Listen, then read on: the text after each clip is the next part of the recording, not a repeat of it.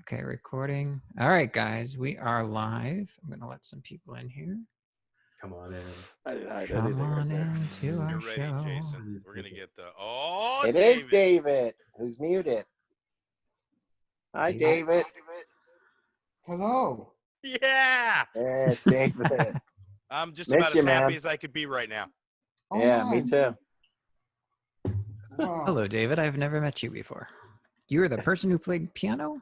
Is that The correct? genius that played piano is Yeah, what he keyboard is. genius. Piano. Be easy on me. I have Asperger's syndrome. So if you're joking or whatever, just smile, okay? Oh, I assumed that's who you were, but I was not 100% sure because I don't think I've ever actually met you. No, I don't think you have. We're My name is leaping all David. sorts of gaps, aren't we? Mhm. Well, I guess we should kick it off. All right. For prosperity sake. All right, everybody. I'll start off. My name is Chris Gorgeous, and I used to direct an improv troupe called the Charming Hooligans. Everybody on the screen knows who they are because you guys were in the group. And tonight we're going to get together. We're expecting another member to drop in. We've got David here. We've got some fans on that are going to be listening. They're either going to be asking questions. We're going to talk about the troupe. I've got some questions for you guys. It is, how many years later is it, Jason? 20 years? Since we started the group, we Yeah. started Charming Hooligans around 97, I want to say. So that's, So- what is that math? David, what is No, that? we're on. How many years? 22? 23 years. 23 years. 23 years ago, we started the Charming Hooligans. And so as we get started, I'll just go ahead. We'll start with Jason, and we'll move around the screen. I'll let you guys decide who's going to say what. Tell us who you are. Tell us when you were in the Hooligans, and tell us where you are now. That's what I'd like to hear. Start with you, Jason. Jason Kranick. I guess founding member of Charming Hooligans. Most of us were in a group before Charming Hooligans. We started Hooligans 97. I was in the group from 97 till I want to say 2002 or 2003. I want to say 2002. You want to say it, say it. Say it. Currently, I live in Chicago. I am a director and DP. I shoot video, movies, commercials, music videos, sketches, all that great stuff. Cool. And currently, I guess unemployed, as most of us are. As everyone in this screen, we're looking We're all at everyone COVID is- warriors tonight, my friend. Yay! So Let's kicking go. it over to my guy on the right, Darren. Who? Which one? Darren. Who's that? Oh, Darren. Darren. He's on the bottom of Darren. mine. Oh, really? Throw it to the guy. Throw it to the person and say their name. Go ahead, Yeah. Darren. The only time I'd be on the right. I'm Darren. Darren Beard with the Hooligans from 1997 to 1999-ish.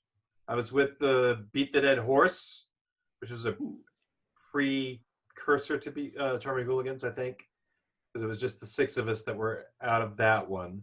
And then I went back to Orlando, went back to Sat Comedy Lab, where I technically still perform.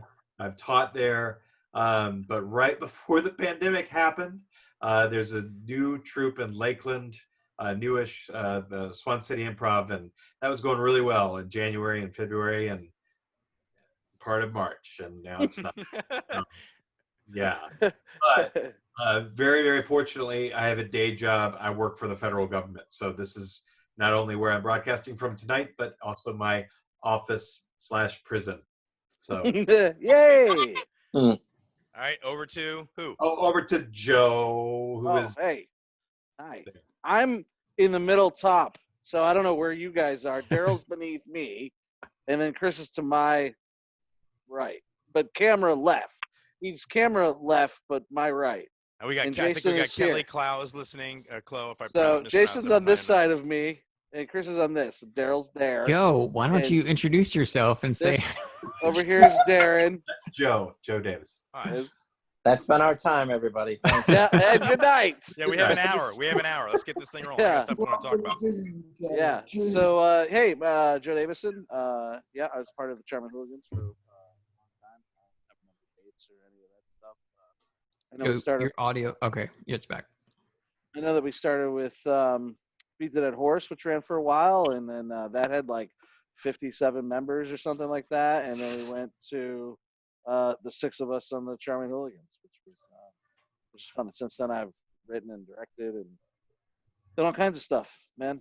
It's been a hell of a time. I can't believe it's been a long time since we 23 started all years. this. 23 years. It's a long time. 300 years. And now you have Red Gear Studio. You have that as well, right? Yeah, I got my own studio, Red Gear Studios. We focus mostly on feature films. I don't like to do commercial work. It's stupid and I hate it. Clients suck. So yeah, and then I act. I mostly try to act and write and direct. Nice. So now I've spent a lot of years just focusing on acting and writing and directed Right on. feature films and written 33 scripts and 6 novels and He won't stop. He's just no. I don't mean you're talking. I mean the scripts. You're just spitting them out. You're like a script spitter. it's true. It's nice. I like that. Yeah, so that's what I do. So I'm in the same boat as everybody else. COVID hit, and I was supposed to pitch a show to Netflix, and well, I just We're on pause. So, and who are you We kicking are? it over to? I'll kick it to Daryl. Yes. Hi, everybody. That's my intro. Hi, Uh, Daryl. hello, everybody. I just want to thank my former teammates and all our fans for joining in today. I was in Beat the Dead Horse as well. Started at the old Key West Comedy Club in Ybor City, which is now like I don't even know what it is. It's changed. Huh? It's like a Jamaican jerk hut or something. I think it's like a visitor destination or something like now. So I was in Beat the I didn't Dead recognize Horse. it last time I was in Ybor. Yeah, it's visitor center. I think that's what it's called. Started there.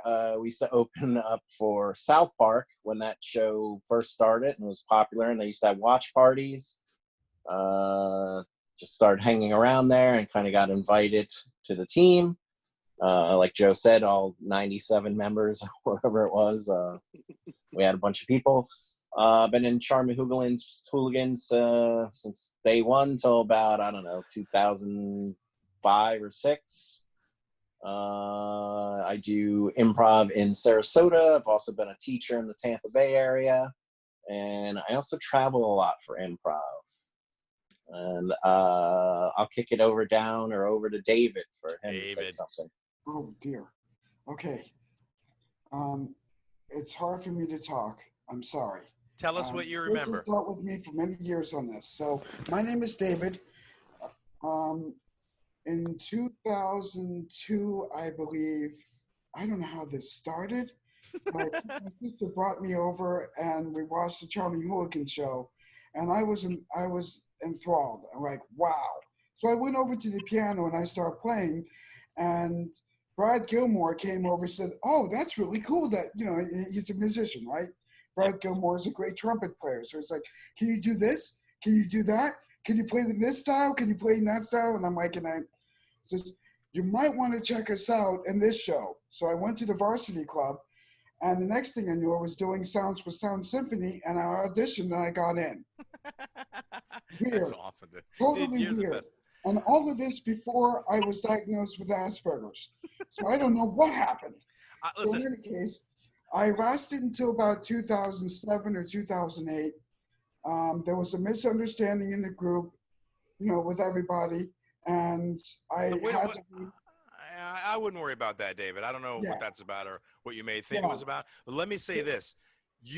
We were in a phase where people were leaving the group to do other things. Jason, I think at this point you had left and you went on to Chicago. And we were starting to explore more than just the short form improvisation. I mean, Darren, you already were exposed to that, but we really weren't. So we started seriously thinking about musical improv. Remember, Daryl, we had conversations about, should we try this?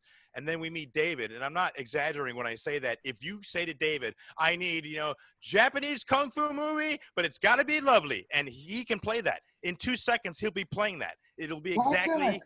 I know you could, bro. You're amazing. Back then. I've lost my ability to play keys right now. What's that? I've kind of lost my ability to play keys, but the stuff is still in there. No, I bet it is. Well, anyway, so that's David. We've got it sounds like Marty is just joining us. We'll pass over. Thank you, David. We'll pass Yes, over to. please let me pass the torch to Marty. Okay, there you go. Marty, we're just doing our intros, where we're from, how when we were in the group, and where we're at now. Marty Hoffman, I was in the group from the beginning until the end because I just write things until they die. And now, speaking of dead things, I work with dinosaurs, not actual dinosaurs, but I work with some dinosaur fossils, and I teach people about dinosaurs, and I leave really goofy videos online that teach people about dinosaurs. Cool. That YouTube money. No, none of that yet. None of that. So Real I'm quick. thinking about starting a page, so I'll let people know on Facebook when I start it. So Right. Let me jump in real quick. Yeah, I go see ahead. that we've got a bunch of participants in here. Everybody feel free, share your screens too. That way we can see you on here, and we can, even if you don't want to talk, put your video up so we have a nice little recording of all our fans and all the people that are joining us here. Can I say It's one not thing as well? just us losers. All right, so Marty, and then for the people that's joining us, hi, how you doing? Hopefully we'll get more trickle in here. We've got a chat box open that you can either write questions in, or you are free to wave your hand and we'll call on you and you can ask us a live question if you like. And then kicking it back over to Chris. I just wanted to. I drew up the schematic, and you guys won't be able to see it, but it's just for me to refer to. And what it basically shows is sort of the branching out of talent from Beat the Dead Horse, right? So you had Beat the Dead Horse, and then Beat the Dead Horse had something, David, like whatever maybe you had. We had that too. It happens, right? So there was a thing that happened. I remember a fight at a coffee shop. Exactly. I was gonna say there was a thing at Joffrey's, and there was drama and a lot of blah blah. And I wasn't there, and I should have been, but I wasn't. Blah. And then that turned into the Charming Hooligans, and then the Charming Hooligans Marty rode us into the ground, and then then a splinter happened, and you had Caffeine Kids. And that was another troupe with Joe and Jason, some other people. And then while they were doing that, I went on to do stand-up and had the Comedy Zone live radio show, which was hosted by me and Marty and Jordan, who are all members of the Hooligans, and Sarah Wilcox as well. And David joined us on that program as well, every week on AM radio. And then from that, when that ran into the ground, because again Marty was involved, we ran it right into the dirt. And then Double Special happened, and that was a podcast that I had with Jordan and Marty as well, and we had some guests from all over England and Australia, and then now doing stand-up, and then Jason has his thing, and then now Joe has Red Gear. So a lot of Wait, you forgot we did Mongo Like Candy as well. Oh, that's right, I did forget Mongo Like Candy, which was an award-winning sketch comedy show on public access. Yeah, where we had some sketches and everything. We had a lot of stuff was happening after the fact that people didn't know. Which is pertinent to somebody stealing our name later. And I was like, they said, well, you didn't do anything. I'm like, we did a lot. A lot of things were happening. Wait, someone stole your show? No, the name of a troupe. That was all good, man. Double Special? Somebody did a stand-up tour, and they used the name Charming Hooligans, and we basically went on our podcast and trolled them and said we had we told them we had a lawyer and we were going to sue them for copyright infringement, and they dropped all that stuff. It was hysterical, dude. Here's a fun historical tidbit on that same subject. Marty, jump in, because this involves you and me. The way that Marty and I came up with the name Charming Hooligans was in Blockbuster Music as I was working one day. And the way we came up with the name of the group is because we came up with first Snatch, the acronym Snatch, because we had this squirrel. We were children. You had already come up with Sticky Nuts and the Scrodum-de-Dums. Right. So then we retrofitted. I don't remember that part. Look at Kelly's face. Did you see Kelly's face? He's like, what? Ah. Well, I remember it was Snatch because it was Sticky Nuts and the Charming Hooligans, and the reason why we wanted to do that is because we wanted to do the T-shirt that we eventually did with Sticky Nuts that just said Snatch on it, because of, correct me if I'm wrong, memory's bad sometimes, Bubba the Love Sponge. We thought we could get on that show and sell those shirts because that was like his demographic. a plan. Tampa of shock these. jock Yeah, back in the I- 90s. and to be clear, I was not okay with any of that. I was like, "Are you serious? I'm not wearing a shirt that says Snatch on it, Yeah, dude." I wasn't a fan of that. Yeah. No. So yeah.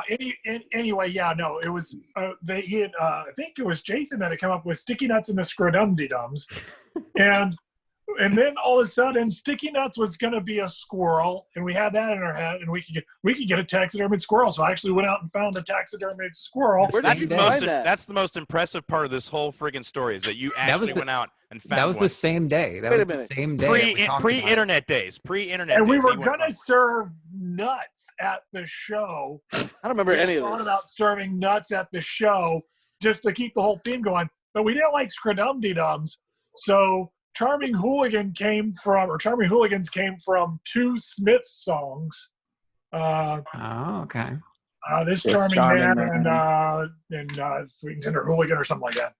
But I remember it was because we could then put it into Snatch. With Yes. We acronym. definitely wanted the act. We made an acronym. We were very proud. And I do remember, I think you went to get the squirrel, you came back, and the first time I saw the squirrel was in the music store. And that's one of the first things I said was, Jesus Christ, that thing is big. It was huge. And then the first time that we introduced him, we were performing at some dive bar No. in Ybor. Never. No. Yeah. Ever? No, I don't think anyone was there. I think it was just standing room people. There was maybe a handful. And I did the voice. I don't even know if we had a microphone. Hey, man, I remember the introduction of Sticky Nuts. No, that was the first day because I remember getting the microphone and going behind the bar and doing That I the remember. voice. And it was at that club. It was if this is Centro Ybor and that's the way to the old place with the Key West Comedy Club, it was this way. It was by like the steel mills or some weird shit. And it was like a Steel it mills was a in the Steel bar. Mills of Tampa. I don't know. It was a bar. It wasn't like Born it in wasn't like a Tampa? comedy club or anything like that. Somebody We were has just to do the standing. Sticky Nuts voice, Jason. Let's do this real quick because I Yeah. think it'd be fun, not to get off topic. And thanks again, Kelly, for joining us. Kelly is joining us. He actually looked us up before he moved down from Minnesota, correct? No, North Dakota, actually. I'm sorry, North Dakota. Jeez, it's even worse than Minnesota. Yeah. And now you're here, and you got a troop, and thank you so much for joining us. Hey, no problem at all. Let's start. I'm just curious because I have a lot of moments with the group that stick out in my mind. As a stand-up comedian, the group for me changed what I was able to do on stage as a stand-up. It really did. I did not get into comedy to do improv, but that's just the way it happened. And now my stand-up, I'm fearless when I'm on stage. I mean, I still get nervous and all that, but I'm not afraid to explore things.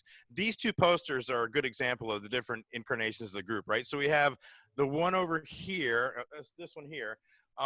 That was a show that we did in Ybor City. And for me, I feel like that was like the pinnacle of our creativity because we tried to cram it all into one goddamn show. Everything we could fit in there, we fit in there. We had, artwork, and it was in a little art house in Ybor City with crackheads roaming around on the railroad tracks. And we put the banners up, and we had a show that was a sketch. And then once this live sketch went on, then we'd clear the live sketch. A screen would come down. We'd clear the live sketch, play a video, and then when that come up, we'd do a live game. And we did that. Oh, it was crazy. And we did like a week run, like a real art show, which I thought was really cool, right? And then the other one was when we kind of went where I said, let's get in and see if we can get into a comedy club. And the Improv opened in Tampa, and we were one of the first reoccurring shows that they had there ever. And we did our live improv show there with a little bit different of a cast than the other one. What do you guys think would be your favorite live moment? Keep it short, keep it sweet. Tell me, though, favorite live moment with the Hooligans that sticks out in your mind. I'll start with Marty, since you just joined us, Marty. And then when you're done, pass it off to who you want to. All right. So now choosing a particular moment is hard. I've got one. Do it before they find a vaccine. But a quick thing that I loved was Jason. Anytime Jason would get on stage, we didn't know what was going to come out of his mouth. Joe was the crazy one behind stage. Joe was, we're going to do a sketch. We'll need an elephant for that sketch. I know a guy. We could probably get an elephant. Dude, But that's how I make my Jason- movies. I know everybody. Hey, What do he you did- want? I can look, get to it by jump 3 in. o'clock. To jump in, he did. I remember him specifically saying he could procure a helicopter for a sketch. I remember that thing. Yes, it was a real thing that he it said. was a cargo plane. Yes. Oh, cargo plane. I'm sorry, you're Mhm. right. A cargo plane. but, I still know that guy. I still know that guy. but Jason, you never knew what was going to come out of his mouth. And He would never knew what mix was coming out of things his up. mouth. He would mix things up because he likes to use big words, but he sometimes flips them around and has some really interesting things come out. Because when you're on the fly and you're trying to think fast, and like I remember one time, like when we were at the Silver Meteor show, there was a center entrance that you could come through right in the middle, like right backstage, right in the It middle. was, yeah. But he said, live from the center corner. There was no center corner. It was just a flat, Then that's just the quickest one. But my favorite moment on stage was the drunk show when we were playing. It might have been freeze tag, but it was early in the show, and I was way drunker than Daryl was at that time. Okay, And I let me pause you for a second. Sarah in a scene. Let me pause you for a second. If you don't know what the drunk show was, we set out to prove a point that drinking alcohol could definitely change the way you do improvisation. And so we found the two members of the group that had never really drank. I don't know if Marty drank maybe a little, but I know Daryl, you didn't drink at all, right? You had never drank. Sure. Okay. All right. Whatever. Let's not. I don't want to turn Daryl out on the show. Anyway, supposedly We are they recording did not, this, so yeah. no, So they Who are you didn't drink. reporting to? And each time in the show, at a certain point after a game, we just have them do a shot, and then we actually had them try to do their alphabet backwards or forwards or whatever the hell it was. And by the end of the show, man, Marty was smashed, Darrow was smashed. It was so much fun, but we got in trouble. A religious lady got really mad at us, so she got really pissed off. I'm like, well, we're trying to. It was an experiment, ma'am. It was for science. Science. Anyway, go ahead, Marty. But yeah, so anyway, but when we were playing the game, there was like a moment where Sarah and I were just face to face, and I just leaned in and kissed her on stage, and the look of shock on her face when that happened was priceless. It was pretty awesome. Oh. All right, Jason, favorite moment. To follow up Marty's comment, unfortunately, I still do that. Kiss people 20 at random? 20 years later. Yeah, just people random. No, and I describe it the same way. And my poor girlfriend, I have to tell her the stories all the time of Jason knows big words, but most times does not know exactly how they work. And let me say this: big concepts as well. Sometimes you get the big concepts. We played we got a gig at a Jewish temple, and it was just all the ladies, the wives of all the guys, and we did the show there. And Jason, before the show, he says to me, he says, so the Jews, they don't believe in God, right? And I'm like, no, they believe in God. I said, you know what? Let's just not talk about what they believe in tonight. Let's not address that in any way, shape, or form. I said, but for the record, they do believe in God. Yeah. It was and listen, totally innocent. You weren't being a dick or anything. You just were like, let me get their beliefs straight before I go out there. I don't want to make a mistake. And I'm like, you got paid in advance for that show, right? What's that? I just said you got paid in advance for that show, right? Yeah, that's one of the shows I wish we had on tape. So I remember. Dude, that lady in the front, she was like 80 years old. She was asleep as hell in the front. She was out. Didn't I like put on a girl outfit and like sit on someone's lap, like it's some possible. Lady on a wheelchair's lap and do? Was I at this? I feel like I was at this. I don't know. That was okay. Anyway, it was the Jewish temple down in Tampa. Roping it back in. I that narrows it down to like 6. You remember me being there? Go ahead. Anybody? No. I still do that. I would say my favorite live moment, only because it's the moment that I think about and I tell people about all the time. It was brought up on our last thing, but it was when we were doing Silver Meter show, and like Chris said, we would do a sketch. We would do a live sketch. We would do a game. We would wheel out the old school tube television and play a video. I had to edit those videos back in the day onto a VHS to VCR combo, which sucked for multiple reasons. But when we would show them at our shows, I had to edit the sketches onto the VHS tape back to back as how we would play them. And I also would put them unfinished sketches on the same tape since I didn't have money to buy Oh multiple my tapes God. sometimes. So this particular night, we played a sketch. It ended, and then this was also before remote controls, I think, because we didn't have remote control. I don't think it was before Um, remote controls. Well, the TV we were using at the time did not have a Oh, remote control. And basically, the sketch ended, and the next one begun, and the next one was our KKK sketch, which we would start each sketch with that really cheesy, like the words of the sketch, and then we'd go into the sketch. I don't know if we want to bring that up in this time. Well, basically, that sketch was making fun of the KKK and calling them out for being fucking idiots. Yeah. Unfortunately, it was not a pro KKK no. sketch show. But we lost it. Now you rang the fucking alarm. I It's know, not yeah. a pro KKK sketch. Anti-prank. Go. But basically, yeah, the name of it came up. There was multiple groans from the audience, and since the sketch was not finished, we didn't play the sketch. But what I had to do then is go on the loudspeaker and explain to everybody what the sketch was about and that we were making fun of them. And apologies, but that was one of my most memorable moments, if not my one that remains in my mind. Jesus. All right, shoot it over to who you want to shoot it over. I'm gonna shoot it over since it's next in line on my side.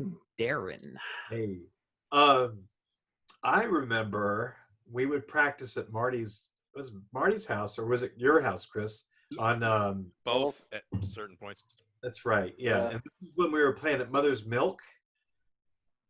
I Probably think. Marty's, I think. Marty's most of the time at Mother's Well, Milk era. it was the house that was right next door to the convenience store where we Marty's shot. house. That was Marty's. Marty's house. Right. So I remember when we shot that sketch, I don't think we asked or explained or tried to like The convenience store? right like, Jesus. because they had Yeah. no idea what was going It's on. just Jesus buying soda. Or whatever he bought. Jesus buys Jesus beer. buys a beer, yes. Yeah. He tried to get a Let- 20 ounce and he went up to the counter and he just basically was like, Marty's in the character. He's playing Jesus. And the guy goes, oh, you want this? And he goes, yeah, I want this beer. And he goes, for free? Like, and Marty's like, no. He goes, what do you have? And Marty goes, oh, just a couple of rocks. And he literally had rocks in his hand and pours them out onto the counter. And the guy goes, oh. And I don't know why he asked this question, but it was like Marty wrote it for him. He goes, where are these from? And he goes, oh, from where I was buried. That whole story about moving out of the way, it really wasn't that big of a deal. Freaking Very small hysterical. rocks. Yeah, very small rocks, all improvised in the moment. And then and then there's this moment where they're looking at each other like, what are we gonna do? And then Marty's like, I'm taking the beer, and he just bolts out the door, dude. It was crazy. My favorite line in that whole thing was "Don't be tension." Yeah, that's what he said. Hey man, don't be tension. The backstory to that sketch was it was a sketch I originally wrote that we filmed the day I gave the guys the scripts. So in our horrible non-editing way, I had to shoot each angle as we were doing it. And the guys were literally reading scripts from off camera that you could totally see that they were reading scripts off camera. So it was a horrible, horrible sketch. But at the end of it, I said to Marty, just run out because we were going to play music. So he just ran out, ran to the gas station. And then I think we had a quick, why don't you just go in there and I'll come in first, start rolling. You just walk in. And then it just developed to there. And you can check it. I'm sure you have the video up right somewhere, right, Jason? Yeah, Check it out. It's on our thing. It's called Jesus Buys Beer. Yeah, and Marty is in a tunic with a big wicker vase with the big hands. Very with the Roman hilarious. Vase. It's hysterical, man. He takes the Not 40 much- ounce and sticks it Not in much that has changed with him. I mean, we could Mm-hmm. reshoot that tomorrow. He thought the one of my camcorder favorite- that I was holding was a photo camera because he kept telling me no photo. My And that was favorite the part from big that camcorder I had. He's like, take pictures. You're Yeah. not gonna get in, Daryl. You're not Yes. getting in, buddy. Take picture. Okay, All right. shoot it down to Daryl. I just want to say my favorite part of that sketch was Marty checking out the girl who was like bent over, getting I don't know soda or whatever, and he like Yeah. It was a great moment. Yeah, as but a here's- Jesus. But here's the thing also. Great, Marty, you've always had amazing improv skills when we're doing sketches. You've always been really good at that, bro. Not that everybody else isn't, but I mean, it just goes to show you stayed in that character and that guy. You're just saying I'm better than everybody else, though, right? No, I'm saying shave the beard. That's what I'm saying. Go ahead, Daryl. My favorite moment on stage was also Silver Meteor show. It was Joe and I in Forward Reverse or the game VCR, and Darren was hosting. And we got like Factory for the suggestion, and I dove down like what I thought was a conveyor belt, and Darren just kept forward and reversing me. Like I was in such pain afterwards, but I literally peed my pants because it was so funny. So that was like one of my favorite moments on stage. And now for Joe. Joseph. Oh man, I don't know. I guess my favorite one would be we were doing again. I think Forward Reverse, but it was Jason and I on stage at Mother's Milk. But there were two other people in the scene. I think it was you, Chris, and you, Daryl. Either way, I was trying to make Jason do a backflip or throw him around stage like I normally do, like a baby doll. And I got a bloody nose in the process. You remember this, Jason? You headbutted me. We were doing like a WWF scene. I don't And I remember that. jumped off the speaker, which was the Right. top rope. Yeah. So I had a bloody nose, and we had to finish the scene while my nose was bleeding. Then I ran to the bathroom, shoved toilet paper up my nose, and came back. And I was immediately in the next scene. And I did the next scene with the toilet paper up my nose. We didn't give you a break after that? That's And horrible. the lady, no one knew because I didn't say anything. And then at the end, some lady came up to me and she goes, "Wow, you really stuck to that fake bloody nose thing." And I was like, I was like, "No, it's real." So that's one of my most moments I remember. Is that one. Who's left? So, Am I left? By the way, speaking of Mother's Milk, do you remember the time that the air conditioning went out at Mother's Milk?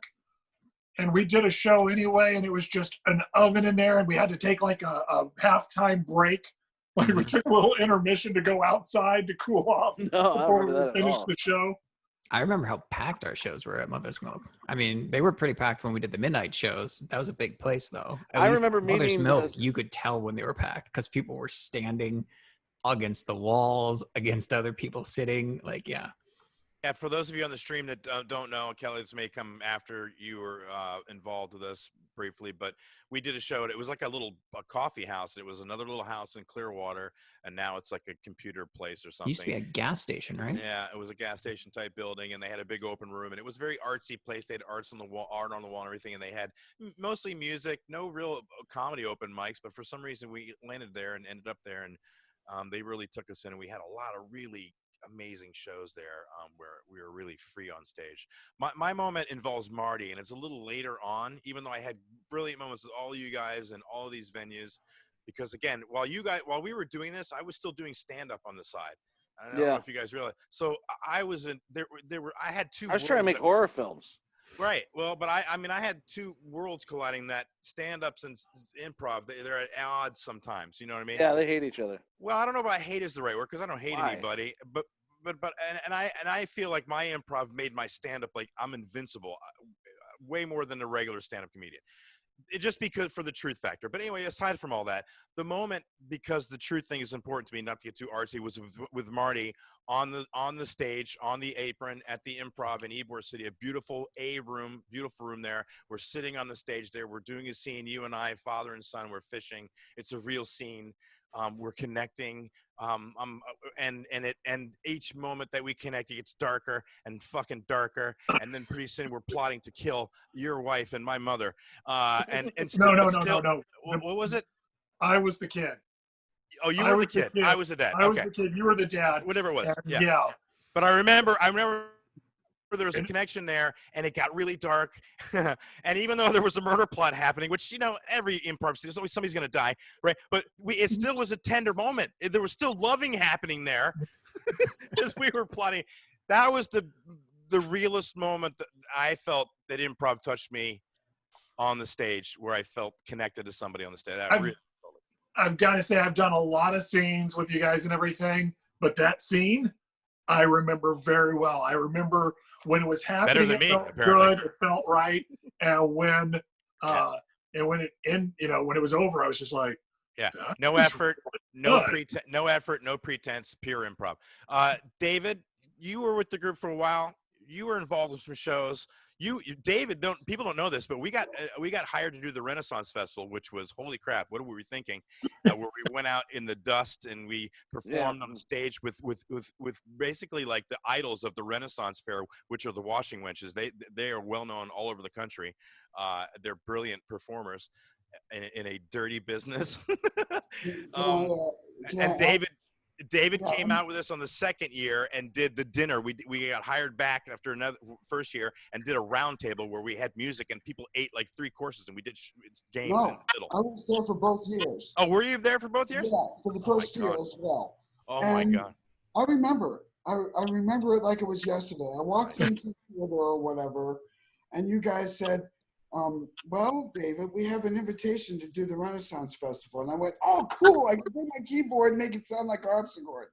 And then Marty brings me the wonderful news, or it wasn't Chris, it was one of you guys, the wonderful news. No, we cannot have keyboards there. No electrical instruments. And I'm like, conk, jaw down. What the hell? I'm a musician. What am I going to do now? Play and a then drum. I remember that I knew how to play a couple chords and a guitar. That's right. So I convinced the rest of the hooligans, look, I really can't play guitar very well, but if you give me a chance, I'll try to learn on the fly. And so they gave me a chance. They had me use a finger drum to do sounds like a song, and I was playing a 3/4 size classical guitar in front of the stage practically. Yeah. In the middle of the washing wenches. Was that your favorite? Dang. Was that one of your favorite moments with the hooligans, or can you remember one show that you thought that sticks out in your mind? The very first show that I did with you guys. Really? I thought, okay, well, they seem to be a PG-13 rated show. Fine. I go ahead and start playing. And I then miss you so much, David. And then the first skit happens. And the first skit is a bunch of superheroes that have to stop a meteor. And Daryl comes up and goes, well, I'm Curse Man. Fuck. Shit. The curse word after curse word after curse word. And I'm hitting diminished chords at the same time going up the keyboard. Oh, my God. And there's so many curse words that I yell out to the audience, guys, I'm running out of diminished chords. And then it just took off from there. I almost fell off the keyboard. It's hysterical. David, I instantly regret asking you that question. I love that you're on, and I love that you're joining us, and it's so good to see that you're doing good. I'm glad that you're healthy, and God, I wish I could have got you back with when we were doing our podcast, because I would have loved to have had you there. But that's fine. It's all good. I'm glad you're healthy. Yes, Jason, go ahead. I have a let's jump over before we forget. Kelly, who's actually joining us, not on video though, has the only question that anyone has given to us so far is favorite improv game. So let's go down real quick, try to do that. I had the pleasure of looking at this question for the past 10 minutes, so I've been thinking about mine, unfortunately. I've changed it a couple of times. I'm going to have to go with Pop-Tarts, though, because I know it was the crowd favorite. And the more I think about it, the more I think that it was probably the best game due to the fact that none of us controlled it. Like, we were doing our own improv-y thing, but it was also like just out of the blue, whatever someone wrote from the audience, and we had to incorporate horrible things that they wrote. Yes, and it usually, I mean, there was definitely games that we would do that would not work sometimes. Pop-Tarts, I think, most of the time worked out for the most part. And actually, the way it was, and again, correct me if I'm wrong, Pop-Tarts became a thing in Beat the Dead Horse because when we came up with that game, Rob or someone had the written notes in a box of Pop-Tarts. And that's why we started. Who out of here would have a box of Pop-Tarts on them? That's how it started. Because I remember we started doing that game, Beat the Dead Horse, and we started doing it. Pop-Tarts box. And it was in a box. It's more commonly known as Lines from a Hat. I mean, it's a pretty common game, but yeah. Chris, what about you? You start talking. Me? Go for it. Yeah, I don't know. I think I liked directed scene. I don't know if we did that during the Hooligans early, but we did later where two players would be in a scene and we have somebody outside the scene and they would direct the scene. That was always for me, because again, it's the same thing. You don't have any control of it at all. You're completely at the mercy of the director. I don't know, Kelly, if you guys do this game in your thing. yeah, it's a lot of fun. Forward reverse, I love that one. Mhm. That's one of my favorites. I saw Darren do seen Change of Emotion. Darren has one of the best performances I've ever seen. I was on stage with him, and he's unwrapping a hamburger, and every bite he has to change his emotion eating this hamburger. And I'm just standing there, and he's just like, it's like exciting. He's like, man, this is really good. It's like sad, but I don't know if I like it. It was so, and I'm just watching him on stage. I'm like, this is fantastic, amazing. I don't even. I think the scene finished with him. I don't think I ever said 2 words. Internal monologue was like, is someone else gonna offer anything? Anybody? Yeah, he's like, I'll just do it all, I guess. Jump it in. Anybody? What was that? I like Pop-Tarts with Jason because first of all, it was always a closer because you could not go wrong. There was no way you could go wrong, and you could. I like multiple rounds too. Yeah. Right, and I liked how we played it. We didn't play it like you see a lot of like, beginner improv troops or whatever. They go out and they're like, well, you know what Mom always said? She said, never go. Yeah. So It just tastes great with barbecue sauce. Right. We jumped in. We were like, jumping up and like mid-sentence, trying to fit it into mid-sentence. Yeah, exactly. Right. Yeah. Just see where it takes us. And that's like the pinnacle of us like really gelling and listening to each other and figuring out where the hell this is going and latching onto it. It was probably the most hardcore fan game too, because the cool part about Pop-Tarts is, for those of you that don't know, it was a game that we had before the show even started. We passed out little pieces of paper, had people write down phrases. We gave them sentence put them in or sentence or whatever. Like and then the last game we would do as a game and then pull out these phrases. But the fun part is people who were diehard fans already knew what phrases to write down to mess with each one of us on stage, even though they didn't know who was going to play the game. But they would have to explain to the new people in the audience, these are the things you need to write down, like do it like this or something like that. So it was a great fan game as well. And again, the guys on the chat are saying real quick, I just want to let in, they were saying that the Drunk Show was one of their favorite shows of all time. And I want to talk about that a little bit after we finish this. Go ahead. Marty, were you talking about? Yeah, I got to say, I've got a different favorite game. The game that I always got the most excited about, we didn't play it really super often, but Challenge. I loved Challenge. Challenge was so much fun. And basically, if you're not familiar with it, you have 2 minutes. They're telling a story. They give you a topic for the story to be about, and you're kind of making up a story on the spot or something that happened. And then anybody can yell challenge and stop you. And if challenge your reason story. Yeah. Challenge the validity, the facts, the truth, whatever. Yeah.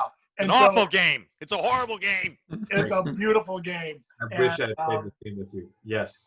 And basically, the idea is to be the last person speaking at the end of 2 minutes. Standing. I remember playing. It was such a battle. I remember playing this with Marty.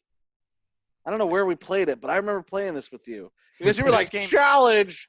we played challenge at Mother's Milk, and yeah, this game had every player leaning in. It was like when players used to lean in to jump into freeze tag. Everybody's leaning in, waiting to pounce. That game got brutal. It was awesome. And Daryl was the best at being the decider of the challenges. What a dick you were. Let me just say that. He just laid the law down. It was like, whatever, I don't know what to tell you. Next. He was awesome at it. Yeah, Daryl made the game. It wouldn't have been as good without Daryl just policing it and just and his comments on it were great too. Like he had some really funny comments as we were battling. So Thank it you. was a really fun game. Daryl, did you go yet?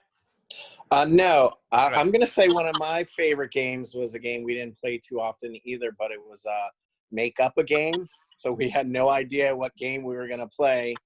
And usually we'd get like, Was it like an open scene? No, we'd get somebody, we'd have a chair on stage and we spin them around. And I think we got like 2 words and they had to come up with a game on the spot with those 2 words. I remember that. And I remember Jordan had one. It was like pronoun hug game. So anytime somebody said a pronoun on the scene, we had a hug. And I was like, that game is actually really good. Maybe not so much nowadays, but yeah.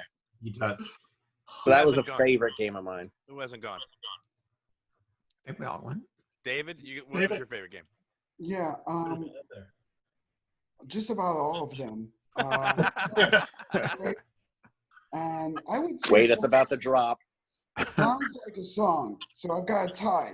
There's two games that I think were just incredible.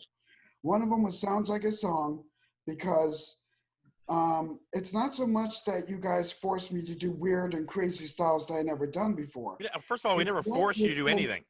Come out on stage. Yeah. Because while I'm doing a country song, Marty would sing about Gothic terminology, and he would mix in goth with the country. And it was like, what the heck? So I was even amazed with some of the things you guys came up with. The other one, the other one is a dangerous game. I couldn't believe you guys did it. You had a tub of very cold water that was set on the stage, and you would act out a certain part, and you'd go freeze. Then you'd go in and immerse your head in this tub. What? And somebody had to touch you in the nick of time, or else you would die from suffocation. And I was like, oh my God, they took it to the next level. That's why some members aren't here with us tonight. Rob couldn't be here tonight. Janet. Well, and that leads me right into the next thing I want to talk about because we're almost out of time, I think. We did a couple of theme shows throughout the thing. Somebody mentioned the drunk show. We also had a show called the Pizza Show where we ordered 3 pizzas. We had them delivered throughout the show to find out who would be able to deliver on time. We had the delivery guy come right up on the stage and give the pizza to us, and then we had to use said pizza in the scene that we're in. We had to justify having that pizza, and it got to the point where we were doing Pop-Tarts at the end of the night, and players were pulling out slices of pizza out of their pockets to read them to do in the scene. It was insane. We did the pajama show party where we did the entire show, everybody, the audience and us, all in our pajamas. We did some crazy shit, man. I'm looking at. Go ahead. Pajama show, funny pajamas for me. That was actually really cool too because we stayed up all night, and then we had audience members do a show, and they were awesome. They were really good. That's right. I don't know, Kelly, if you've ever connected with your fans like that. They made balsa wood statues of us at one point. I mean, it was, I'm not shitting you. We had a special connection. I still have mine. Your audience made idols to you? Yeah, where do I find these people? They're in college in Minnesota now. God, but yeah, a lot of people, I don't know. It was just a weird thing. It was like a punk rock thing. I don't know. For me, it was just a very important moment in history in my life anyway.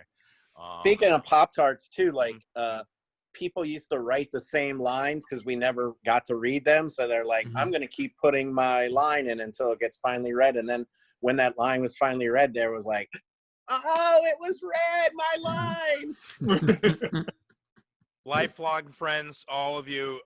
Let's end this, wrap it up. We got to wrap it up by 9, right, Jason? We don't have to wrap it up by anything. Oh, I thought you were on a. I thought you were were going to like a. No, I paid the buku bucks. We can do this 24 hours, my friend. Oh, fuck that then. I'm sorry. Okay, all right, well, let me just. Just me and Marty talking for 7 hours I don't know more. about 24 hours. I'm gonna go get some more booze. Hey, I've got a couple questions to get through. So I'm go gonna ahead. light this. I'm gonna have to light Jason. this joint again. I'm gonna grab a beer. Jason, you go ahead, take the questions. I'll be right back. So don't do one for me. Actually, I'll be right back too. okay. Everyone getting a beer. Can someone get me a beer? There's no beers in my place. Let's see. One thing that I wrote down that is just such a weird question to me that I'm interested to ask it to see what the answers would be. I wrote down thing that made no sense to you at the time, but has become either funny or memorable in retrospect. So something about the group that either didn't make any sense as we were doing it, you didn't like it or something, and over the past 20 years has gained a new understanding to yourself. I've got a small one. You just start a gripe session, Jason? Yeah. Holy shitballs. So we lived in Orlando and now we're in Winter Haven, so we kind of go to Tampa a little bit more just to have fun. And I remember the house that we used to practice in and beat the dead horse, which Yeah. is no longer there. Rob's house, I think he was renting it, and we used to Mhm. practice. Yeah, I lived there. I lived with them. Yeah. Right. And the house is no longer there, and that neighborhood was really sketchy. I remember the first time going, I was like, this is Dude, not we were. It was on Tampa Street. We're like 3 blocks away from downtown. right, like off Columbus now. And now that area of town is like the hippest, poshest place to be in, I think. Like it's growing and I got a sad story, man. I was just driving by one day and I saw that they were demolishing that house years ago, and I was just like, I kind of sat there for a minute, man, and I watched this bulldozer just fucking, and I was like, man, dude, that's where it all started. I was like, this house is like the Improv house. This is where we were all the time. It's sad. All right, well, that's good. All right, I'll see you guys later. I guess I don't want to talk anymore. my thing, I was young. I mean, I was 19, 20 when we were doing this type of thing. So I was definitely not mature enough to realize a lot of the things that, as I watched these sketches 20 years later, I realized in the live performances. The thing that impresses me the most is just how much joy I get in watching. The sketches are great and all, but how much joy I get in just watching live shows, just how diverse every game could be, how fun it is to watch that even as members of the group, when we were off stage watching our other fellow members perform, it was an interesting experience, and it still is an interesting experience. And I think that's something that's always lived with me and encouraged me to show way too many people our material over the years, no matter if they wanted to see it or not. Well, just to touch a base on that a little bit, man, I feel like I've circled around kind of bit because I started in 1995 doing sketch comedy on public access, and now I'm fucking doing a YouTube show on basically which is public access, and I'm like, man, it's come like full circle. But all of that training and experience that I got and honed skills with you guys, I honed my improv skills unbeknownst to me at the time, because you're not living in the present at that moment, right? Like you don't realize the shit you're learning until later, and then you're like, fuck, if I had just paid attention a little more when Marty was being a fucking asshole, I probably would have, or whatever. You know what I'm saying? I'm kidding, but whatever. So it's like It's the beard, isn't it? I take the but now as when I'm on set, or I'm working on a script, or I'm doing anything, it all comes back to this group. It all comes back to the improv. It all comes back to how do you do all of your 5 steps in 10 seconds and get your environment, your relationship, your conflict, raise the stakes. How do you get all that in 10 seconds while you're writing or acting? And it all comes back to this. And without you guys, I wouldn't even be as tuned as I am, which is, rocky at best. Which Rocky? 3. 3? Yeah. Okay, 3. Okay. All right. Yeah. And Bullwinkle. Yeah, right. But no, you know what I'm saying, guy? I mean, like, because I feel like Yeah. there's a lot of, I was just. There were moments that I've had on stage doing stand-up, because I went on tour for like a year and a half, and Darren has seen me recently, where I've been on stage and I'm like, I would not be able to do this the way that I'm doing this had it not been for this group that I'm in. I'm a predator up there. And I don't mean that in a bad way. I just mean in a way that Wait, do you mean? I'm in. What's that? So wait, do you mean that, Ed? No, wait, what? Yeah. No, but I mean in the way that I'm in control. I'm in control of the art. It's my art. It's not an art that I'm trying to fit into. Right? That's an improv taught me. It's your I don't have universe, to man. Fit into it. What's that? It's your universe. Right. You But create improv gave me a decent car to drive around in the universe. Yeah, I don't have any things that I look back on the group and go, oh, what I've been. Just happened. It all happened the way it happened. I mean, sometimes, sometimes everybody was a bitch and I was a bitch, and we went through stuff, and but we had moments that were beautiful, and all of us benefited from it. I don't think anybody's at a detriment after from being in this situation at all, right? I'm gonna say so. Like, I think when we were in Beat the Dead Horse and Rob was at the head of it, like his personality could sometimes be abrasive and everything, and Done really well. but You know, huh? we just could have done really well if we had marketed ourselves better and that kind of Yeah. shit. That's what I would have Right. taken over. Is that But kind of with him though, what I've got to give him, those Beat the Dead Horses or those practice sessions, those were a military camp for improv.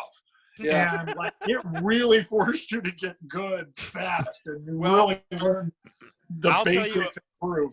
I'll What do you tell mean you a three? quick. Go ahead. Sorry. No, I was gonna say I'll tell you a real quick story. I auditioned for Beat the Dead Horse. I saw you guys. I knew Marty from doing stand up, and doing off mic, and he invited me. He said, "Come on out." I went to the Greek Amphitheater. You guys were there. Very intimidating. Had no improv experience. I was quite familiar with Whose Line Is It Anyway, the British version. It was before the American version, and yeah, man, you guys weren't fucking around. It was serious business. Daryl was frightening. other than Darren. No, Daryl frightened the shit out of me because you were just like, "Rah! Rah!" You know, but here's the thing: you made me step up my game. I got a suggestion, and it was Pacifist Ninja, and I remember it quite vividly. And I ran around the scene, and I acted like I was going to beat the shit out of somebody, and then I gave him a nice little hug and a pat, and then I would run off in the corner. Leveled it. It was very funny. Totally committed physically. You guys asked me to be in the group. Blah blah blah blah blah. So yeah, Beat the Dead Horse was. Rob was interesting fellow. Oh man. So is Sean Panessa, who now acts at he's an actor over in Real theater, probably. Stageworks. Yep, Stageworks. Stageworks. Yep, I very looked up to accomplished. Sean. I looked up to Sean a lot, actually. Yeah, very accomplished guy. I saw him a couple times after the fact, and nice guy like Sean. Very very hardcore dude. Yeah, that was my biggest regret about Beat the Dead Horse breaking up was losing Sean. Yeah, he rocked, man. He was very funny. Yeah. What about you, Daryl? Anything that because you speak highly of the whole experience in general.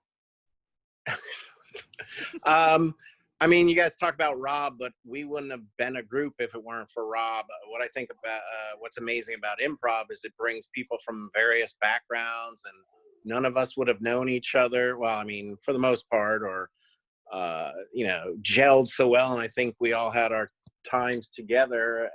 We were just put there for a reason. And I mean, to me, you guys are all family still. My brothers, my sisters, Sarah, Katie. But I think that's what's great about improv. Yeah, it's just family, and you just meet incredible people that you would never meet in any other normal world, I guess. Yeah. Tier. Yeah, and I don't mean, when I say Rod was interesting, I don't mean to talk. I'm not talking bad about him. He was just an interesting fellow. So was Sean. No, everybody yeah. that's in the group. All of you guys have your own deal. I mean, Marty, I bumped into you wearing a dress at a Nine Inch Nails show. So whatever. I mean, you got your own thing, and he's right. We're all so different, all of us. And we were the only thing going on for improv in Tampa, because I remember A long time. from Orlando, and Orlando at the time was a much smaller city than Tampa was, because if you had the Tampa St. Pete area, and I came back, and I'm even still to this day, I'm surprised that there isn't a bigger improv scene in Tampa, because there's 2 colleges. There's 3 if you count New College. There's 4 if you count the stuff. You know what I'm saying? It's just like the appetite is there, and even though we were the only, like with the Hooligans, the first 6 it seemed like we could find, but with Beat the Dead Horse, all 11 billion of us that came together, we formed together because we just happen to know each other through our walks of life. But that, like Daryl said, like, how the fuck did that happen? It just is wonderful to see that, we were given a chance to work with folks that we may not have known.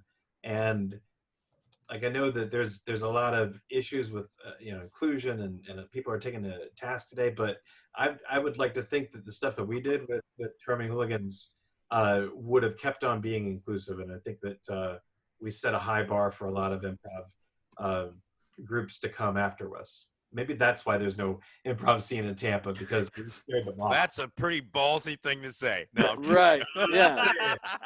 Look at Kelly. Just teasing. Just teasing. I think Tampa should be thanking us. Now you get into a whole Where's our LeBron. statue? Yeah, bulldozed our house. Yeah. That could have been a landmark, is what I was saying. I mean, I would say the whole Tampa Bay area is very big on improv, and like we were forefathers or groundbreakers of the scene, and I'm actually really proud of everything that goes on. I was in just the going to ask Tampa that Bay same. area. I was going to just ask that same question, Joe. That Joe just asked. Go ask that again, Joe. Yeah. Who know? Do they know that? Do people Who knows other that? improv? No, not that way. Say it the way you said it the first time. But do Do they they know know that do they know that we are the forefathers of it, or it doesn't matter? Like, I could walk into an improv troupe tomorrow and they'd be like, "Who the fuck are you?" Well, okay, but to be fair, we were doing it before there was any internet and things like that. There was no. It wasn't documented, if you will. You know what I mean? It's not in the public library under some sort Yeah, we're not ledger. archived. Well, Yeah. but we are and we're not. We're archived thanks to Jason. Jason's put so much stuff Yeah, online. and you got plenty of posters. I don't have shit. Yeah, I don't have no, anything. I've got like 8 shirts. Daryl's got shirts. You have shirts still, right, bro?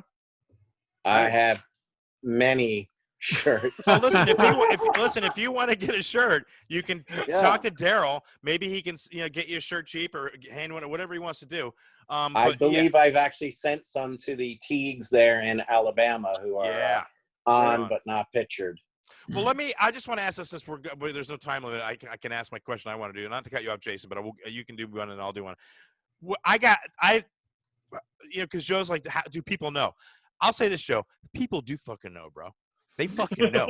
All right. And I'll tell you why. My sister lives in Nashville. All right. She was in Nashville, Tennessee. She calls me up one day. She's like, "Oh, I was out at a bar the other night and your name came up." I'm like, "Why the fuck would my name come up in a bar in Tennessee, in Nashville?" She goes, "Well, I mentioned that you do stand up." And this guy goes, "Oh, yeah. Where's he do stand up from?" She goes, "Oh, he's from Tampa. You probably don't know him." And he goes, "No, I know people there. Who is he?" And she goes, "You probably don't know him. His name is Chris Gorgeous." She goes, "Chris Gorgeous?" And she goes, "Yeah." He goes, "Oh, I know him." She goes, "Oh, yeah, sure you do." He goes, "Chris Gorgeous, Charming Hooligans, Chris Gorgeous? I fucking know Chris Gorgeous." I'm like, wow. Nashville, Tennessee, brother. Nashville. Yeah, that's actually great. One of our former fans lives in Nashville, works for the Predator, so maybe it was him. Another story real quick. True story. When Tim Kidd was in the troupe, he was in for a short amount of time. We were in Tampa. We were going to do a show or something like that. And he's asking me, are you guys popular? Do you know anything? I stop at a gas pump. I get out from across the thing. Charming Hooligans in Tampa, bro. Like off of Fowler. Like, what the hell? So I'm like, yeah, some people know us. They know us. I remember that's like the perfect moment when someone's like, "Are you famous?" And be like, "Yo!" I did not make that up. That's a true fucking story. Yeah. I couldn't believe it. When we What were were you doing going to say, Daryl? I was just going to tell Joe our fan base is on Fletcher Avenue or Nashville. My point is, don't be surprised. We touched a lot of lives. A lot of people know us. I mean, Kelly is here in Tampa. If you will, Kelly, just for a second, feel free. You're here because you came and saw us, kind of, right? You said that in a post that you were. Well, yeah. The fact is, you guys were the only troupe that I'd ever heard of in Tampa at the time, and I'd had Nine and Numb back in North Dakota at the time. We started in 2000, and I was coming down to Florida for spring break, and I was like, I'm going to look up an improv troupe. You were the only troupe that came up on the internet for Tampa, the Tampa Bay area. And so I came and I did, 2 nights with you guys or 1 night or something at Coconuts back in 2002 or whenever the hell that was. And did we still have an audience then? What's that? Did we still have an audience then? Yeah, you had a pretty good audience. Yeah. Okay. Yeah. I thought it was good. Yeah. Yeah, and I got to say something. You guys had mentioned a game earlier. You did challenge. We blatantly ripped that off from you. I'm not going to lie. I'm not even going to lie. The minute that you mentioned that, I'm like, that's where we got that damn game from. So I brought that back to North Dakota and told them. It existed way before us. Yeah, oh, well. Where did we get it from? Where did we get it from? Somebody brought in a whole list of games. It was probably Daryl or. I had the Living Playbook, which is the largest online collection of improv games. Oh, okay. And then I don't know if that was in there. I think it may have been, actually. Yeah, we got that. I mean, at one point, I boasted because I knew 99 improv games off the top of my head. I was like, I know 99 gays off the top of my head. I can host them or be in them. And And a people were like, bitch ain't who gives a one. fuck? Yeah, I they're like, who should gives a say shit? that. I had them all written out on a piece of paper. And I was like, I know all these. 99 games, but a bitch ain't one. Fuck Aaron, knows you if I said know them anymore. you wrote some questions. I don't know what else I know. No, I didn't write any questions. Oh. No, Did no, you have more, Jason? You just had the one? I had more, yeah, but Yeah, I mean, go I for thought Darren No, said yeah. he wrote some. No. I said let's get back to your questions. Yeah, Jason. yeah, go for it. That's what I said. Go Well, for it. some of the questions we've already done, and other people has already asked them, even though I didn't share mine. You guys asked the same question, so go you. What is the most reoccurring question you get or have or used to get? Can I Obviously, start? Because I'll do mine real quick. yeah. They want to know if I was gay. And no, I'm not gay. So stop asking. That's obvious. I don't have a problem about that, but I just like, they always ask. I'm like, why would you think? I don't know why. What have I ever said? Because they're like, you're always at this gay club. No, I've been to gay clubs, but whatever. It was a weird thing. They would always assume. I think Chris is gay. I'm like, no, I'm not gay. I think the question I got the most was, is Chris gay? And I, yeah, we go asking for sure. You shit. Hey. What are we I gonna actually do? still get that question today. I mean, An hour of meeting each other, and we're already zinging each other. Well, it's all good, David, because we're all alive. We're COVID warriors. That's what we are. I was in like a quiet challenge with Jason to see if we could get laid that night at Mother's Milk. And every Friday night, I was always looking at the audience like, which girls can I bang No. tonight? No, No? no. and It the never answer happened. was 0. I always went home alone. Yeah. My little red car. We had smart girls at our show, Joe. They were all smart. I think the question that back in the day, I always get questions mostly about Sticky. Where the squirrel was, where did we get the squirrel? What's going on with the squirrel? I Where's remember the we squirrel now? Where's Sticky now? Jordan has the squirrel. Jordan has it. Sticky lives. He's in Clearwater in Jordan's apartment somewhere in there. I remember us doing that I Halloween feel like he should be here. event. Yeah, I have mixed emotions. Jordan was in the group. I love Jordan. He was a big part of the Hooligans for a long time. I don't know if you guys know his, and but he's not really on social media, and I know he wouldn't be. If I said, "Oh, we're gonna do a Zoom meeting," he'd be like, he just wouldn't want to do it. So I didn't want to bring it up and make him feel like he was excluded. But it seemed like we had sort of the core guys, and he came kind of second wave. He's like the second wave of the pandemic. We're the first wave of the pandemic. He's the second wave. Keep it topical for everybody. Yeah, I've got to say one of the things about Jordan. Remember when we did what was it? Oh, about the open micers. What was it? The open mic project? The movie Open Mic Project. Yeah. The short that I shot. I shot a short with Paul Douglas, who worked with us on Mongolite Candy, and it was the Open Mic Project. And the premise was, we took 4 open micers and followed them the day of an open mic contest, except that 2 of them were actors, Marty and Jordan, and 2 of them were real open micers that have been open micers for like 10 years. Ed Possum, man, he's a local kind of oddity. Wow, and then Greg Bates, who's another stand-up who is, you got to see him.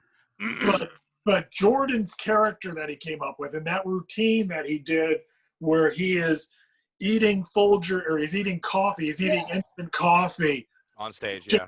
On stage, like a bizarre art piece. Yeah. And it was just the weirdest thing. And then he runs to the bathroom to like clean out his mouth and everything because he's so grossed out. He's probably getting ready to hurl. Yeah. But then as he comes out, this guy goes, "That was brilliant, man," and walks in, and Jordan looks at the camera, is like, he doesn't get it.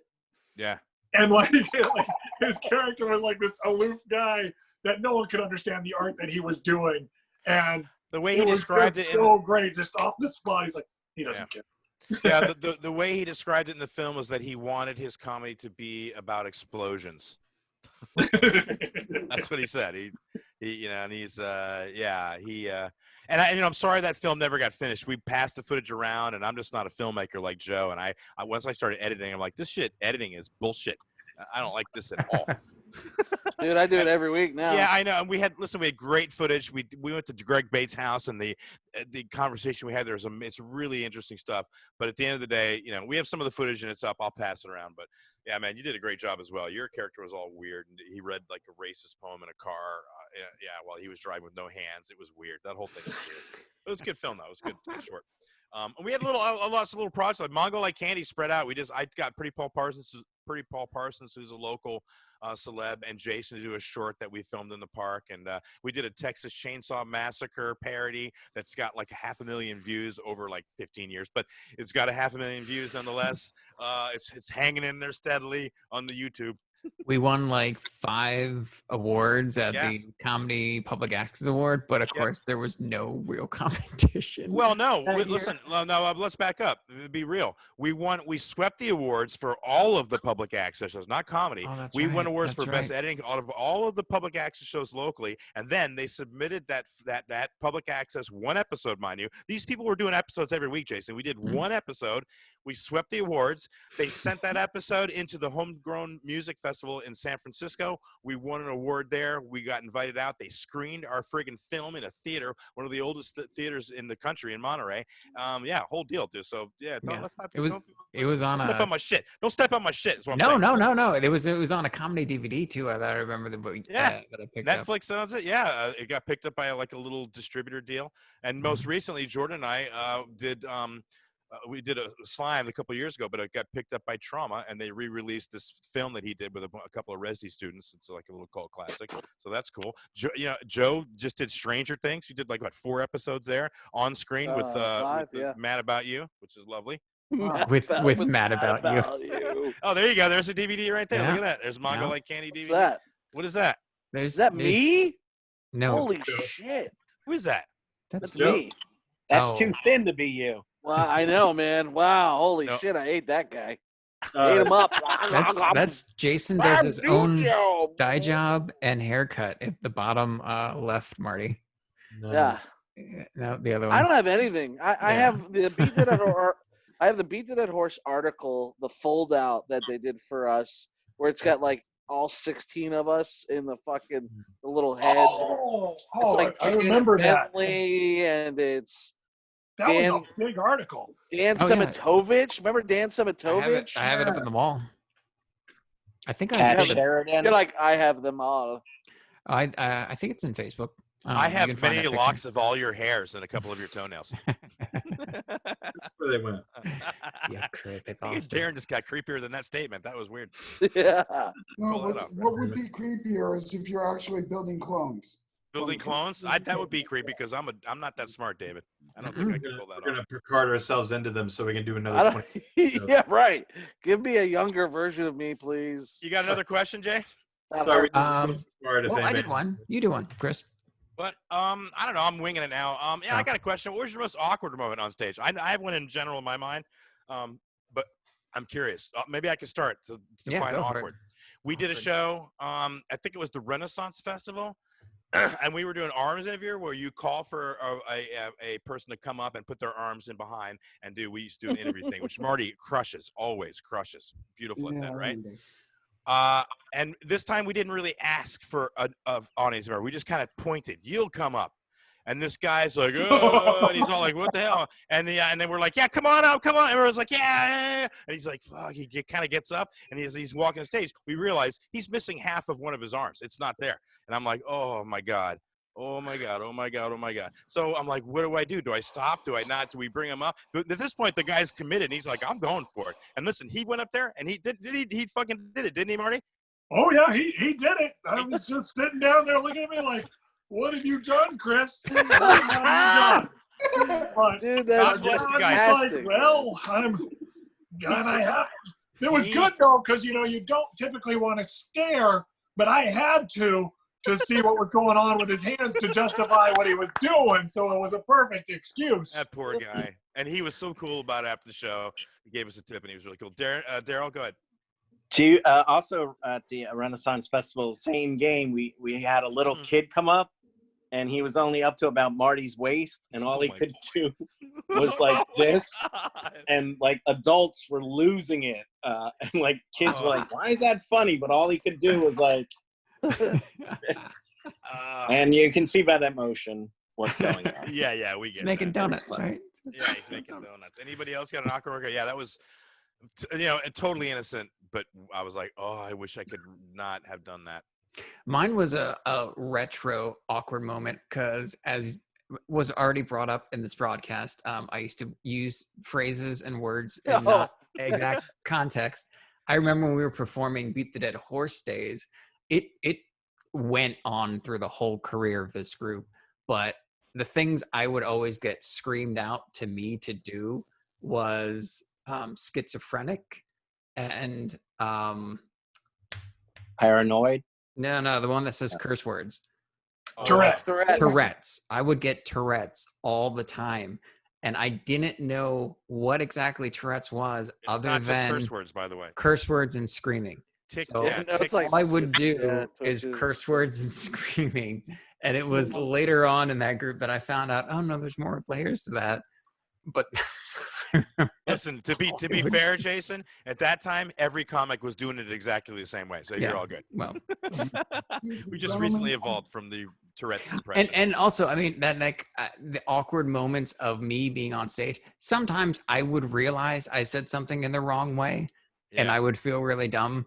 But sometimes I wouldn't realize it, but everyone on stage would give me the "what the fuck did you just say" type look. So then I would realize, oh, I screwed something up, but just go with it. It's improv. David, you had one? Yeah, but at this point I have to go as well. Oh, okay, that's fine, David. Listen, David, thank you so much for joining us, bro. Yeah, thank you, David. I wish I could have played with you. That would have been nice. Amazing, this guy. Yeah, I miss you bunches, David. Me too.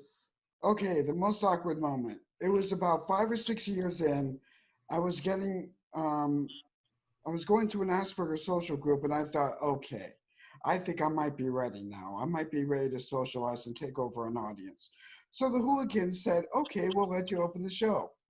Oh my goodness, talk about bombing. I don't know. Did he bomb? I can't remember. I feel like he probably didn't. Where I was getting the half of the crowd to go say one curse word and the other one the other curse word, and they had to put me on the stage. And I was like, oh, I don't know how they do it. I'll never do that again as long as I live. That's the show we called the Refund Show. Listen, let me say this before you go, David. It was a pleasure having you in the group. You really raised our game. I don't know if you know that, how much you really changed the whole dynamic of the show. And I personally love to watch you grow as a person. We knew that you had Asperger's. You really confronted some hard things having Asperger's, being with us. Before I got diagnosed, why didn't you tell me? We were trying. No, but you said that. But listen, at one point you were at a party at the castle in Ybor City, hanging out with, in a private party. You went places where you never thought you would go. You really opened yourself out, and I think that's an awesome thing to do. So thank you so much for joining us, dude. Be safe. Well, thank you so much. Yeah, thank you, David. Thanks, Love and David. miss you, buddy. Thank you for inviting me. You guys are amazingly talented. And every single week, I thought maybe you did as much as you could. And you never cease to surprise me. Never. I like that the most talented one of us calls us talented. Like I know. he did, where he's combining two types of music together like every week. Yeah. At the beginning, just blew my mind. He's like a wizard. He's like, oh, you guys are good. One where Jordan almost got me was the very last show that I did with you guys. And he said, and this number calls for an atonal, 20th century dissonant experimentalist piece. And I'm like, oh my God, this is what am I going to do? First of all, you're being too nice. No, nobody in our group ever said the word dissonant. Okay, that never happened. Jordan might have. That's true. All right. That's In any true. case, take care and hope to see you soon. Bye, David. Thanks, There you David. go. David Perlow joining us on Zoom. Oh my God, man, that's so good to see him, dude. And his sister's a singer, and every time he joined the show, I was amazed at the stuff he used to do on that piano. It was incredible. Yeah. Even when you joined the radio show, I still have tapes of this. We did a Mexican soap opera called The Tarragintaria, where it was literally the main character of the soap opera was a comedy club. It was alive. The fucking furniture had lives and feelings and emotions, and it was mixed in with these people. Some of them were time traveling. It was crazy. It was like the Doctor Who of soap operas, and he did this tinkly Spanish music to it beautifully. It was amazing. Amazing guy. So good to see him. That did my heart good. Thank you, Jason, for if anything, that was the best to see him again. Yeah. I love all you guys. Don't take that the wrong way, but David, I tried to get Fuck in touch all the with rest David. of you, but it was good to see him. No. Let me explain that. David, because of his Asperger's, I tried to get in touch with him, and he wouldn't do it. He had some thing, and he's like, when we broke up, I felt there was tension. I'm like, no tension. You don't know. I literally went to where he worked. I'm fucking with you, Chris. No, it's good. I need to say this, though. I went to where he worked and said, listen, I'd love to have you on the radio show if I could just get you in. He's like, oh, I don't know. I'm like, oh, okay, buddy. But yeah, he's a cave dweller. He doesn't want to come out to the light. No, he doesn't want to come out to the light. He's like, no, you people are too much. He's great, dude. It was a lot for him to handle us. It was. Because, he pretty much doesn't get the point in lying even for a joke. And we would do that all the time. Like, we just rib each other and throw each other under the bus all the time because that's what's fun for us. And, try to deal with that. That's a lot. It was a lot of fun, dude. And like I said, my stand-up wouldn't be, well, it's not anything right now, but when it comes back, it's going to be good. Let me say that. I'm practicing. How are you guys dealing with the whole pandemic since we did the hooligan thing? Joe, is anybody working? Let me just say it. Yeah. Is anybody still? Yeah. You're working. Darren, Yeah. you're working. Kelly, Not no. really, no. Daryl, you are. Jason, no. Me, no. God damn it. What are you doing, Joe? What's your? Are you doing the film stuff? I'm doing my show South of Central. Right. And then I just got another film funded, so I'll start working on that in like 2 weeks, and that'll push us through the summer. Are you going to be able to start working with all this, with all the? Well, we're going to be able to do some pre-production, and then we'll start shooting in October. So where's the location, if I may ask? Here. Shooting Tampa, St. Pete area, and I'm hoping by October we'll be all right. I mean, we're going to be scheduled to shoot by October, whatever. There's a lot of stuff we have to adhere to through the film commission. SAG sent out a book about that thick of new regulations that due to COVID. Yeah, due to COVID stuff now. And so you have to wash your hands in every scene.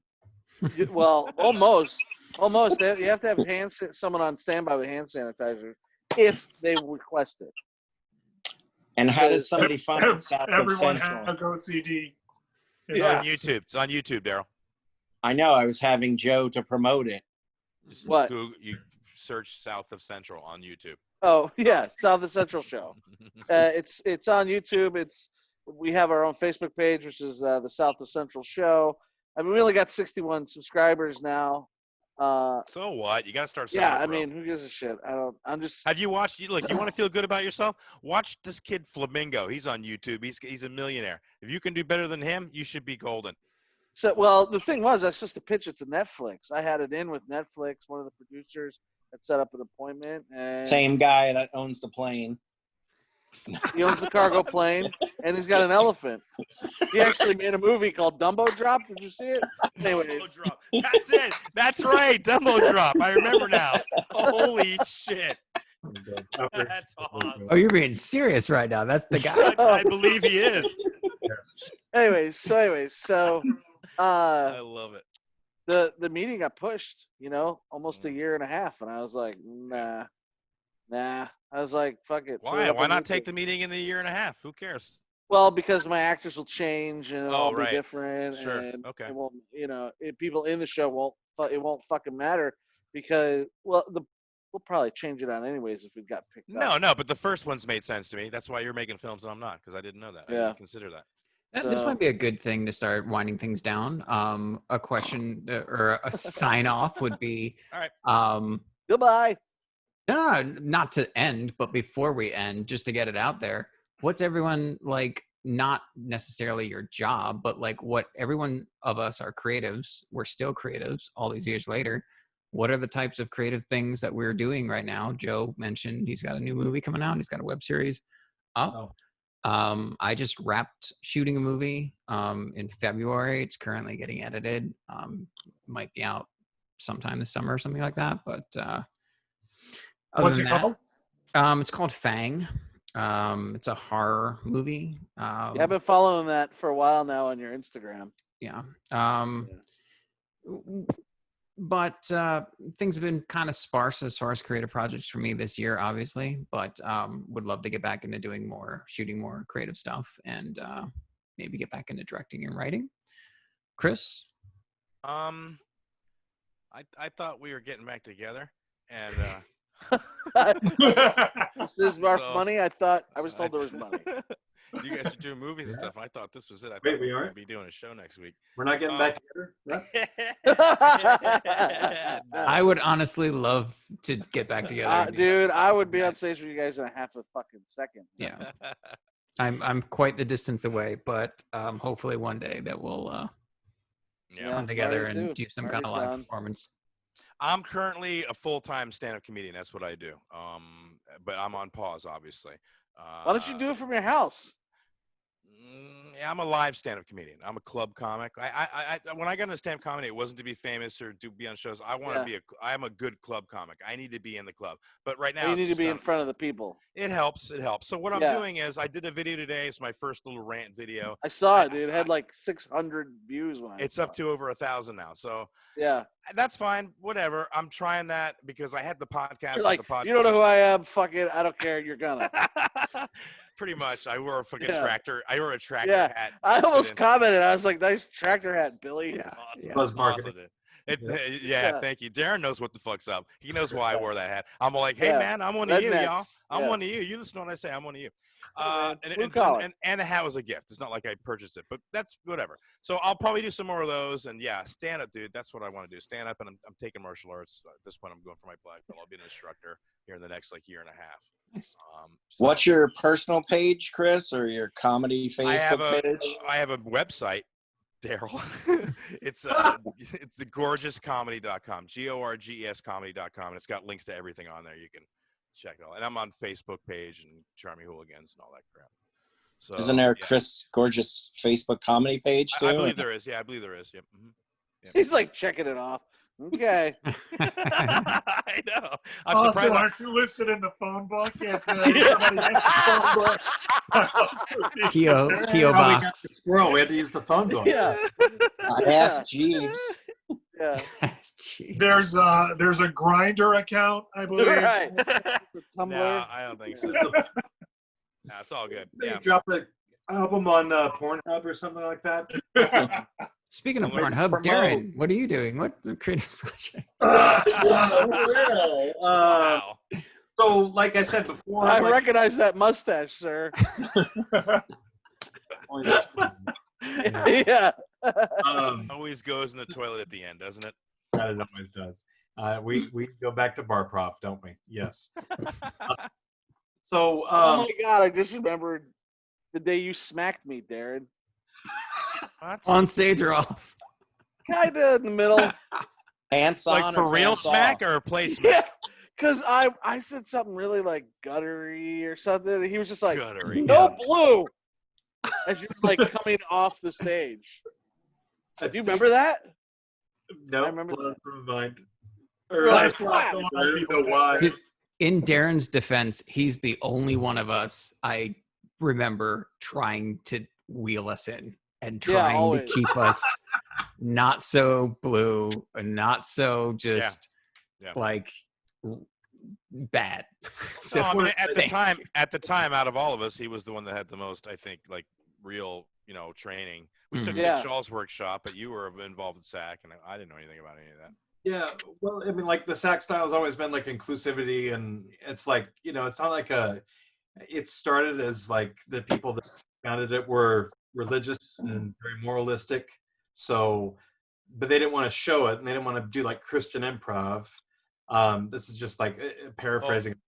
were you there when we went? There was a troupe at one point that came out, and they were a Christian improv troupe. They were in Indian Rocks, and we went to their improv show, and it was at this like a bar thing, and they had the little cuss bucket, and they had seen us, and they were like, "Ooh!" When we showed up, they were like, "The hooligans are here," and they put a table up. But when we looked at the group, it was like they were like the parallel universe hooligans. It was crazy, and we were on the dirty side of that universe. We were the dirty parallel universe. They were the clean universe. That was weird. That whole night was weird, man. I don't remember that. Yeah. Anyway, That's a great segue to what I'm doing, though, because I was doing. as a person who pinned the amazing sketch Martha Ray Date Rape or whatever, what was the Martha Ray? What was the? Was that where you and I high-fived? Yes. Well, I was actually Martha Ray. Yeah, the London Bridge. That was Beat the Dead Horse days. We raped you on stage. That's horrible. Yeah. Who was that? Different Me and era. someone else. Who Was who that? raped me on stage? I know it was two guys. Oh, yeah. It might have been, Was this Rob? in the year too? but basically it was just a I- thing. It was where at Key it West like- Comedy If it Club. was I remember Rob, this. then you died on stage. If it was Rob, you got shot or something. The dead horse thing. Yeah. No, it was that? something like something about, it was because Martha Ray had like a denture cream commercial at the time, and so Oh, it I was get like it was so it Nice. was like she came up and then like two people like, get her, and like they spun me around, bent me over, and I'm like between two dudes, No. right? No. It was me and somebody about else. to get, I don't remember about to who it get finger cuffed. no. Marty, is And this what then, you're and looking then at now? the announcer cuts to Martha Ray, actress, denture wearer, gang rape victim. You know, and it was like, and he's Who like, wrote this? when I'm about to Marty get, wrote you know, this. pounded, yeah, I wrote this. It's like when I'm about to get, pounded, I sure wouldn't want my dentures to come out. That's why So it's what are you just doing like nowadays, looking Marty? back at it, I'm just like, That's what he's doing. oh. Marty's doing this Oh. thing.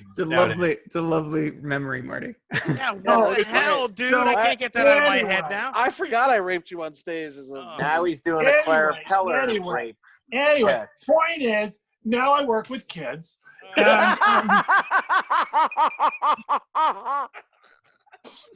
so now I'm Park Ranger Marty. I've actually got pretty good fan Arrest base between the record. 2 to 7 range. Up till now. There's a thing that's actually getting ready to end. It's been sold, and like the original people that were doing it, but it was called Toy Lab TV for a while. Then it got turned into T-Rex Ranch. But they have like tons of followers. So I've got like 2 videos that I did with them, and probably over 7 million views the last time I checked. You do realize now that hashtag Park Ranger Marty is associated with date rape. But What comes so up what on we've been Google? doing since COVID came out, well, our show, since it was like, thousands of people in convention centers, that stopped. Chris, why do you look like you were in a car accident just now? And then I can't take anymore. Your And glasses are all, you're all like, hey. Wow. the show has revamped itself into a drive-through exhibit. Oh my God. So I was the dinosaur expert. So now what I do is Cough on fumes. That's what you do. Jesus. they have a You They run have a- beside cars? They have a, no. I'm at home. They have a Dino 411 number that they call to ask me dinosaur questions. What? So I just sit at home in front of a computer and monitor dinosaur questions. Holy crap. That's pretty goddamn creative, though. Let me just say that. Dude, That's And I'm a also- that's a cup. Do that's they a know what come you on. look It's like? funny Is it- we're talking about Jason's editing. So I just got my first editing software because the other thing that I've been doing is coming up with online YouTube content for Jurassic Quest.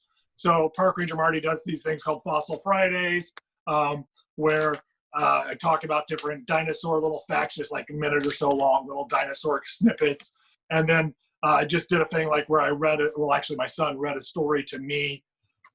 So that was my first editing job. So I just downloaded this thing on my phone called like Luma Fusion, and like everything that you could do on a computer back in the day editing, you can do on your phone now. You can film it on your phone. You can edit everything on your phone.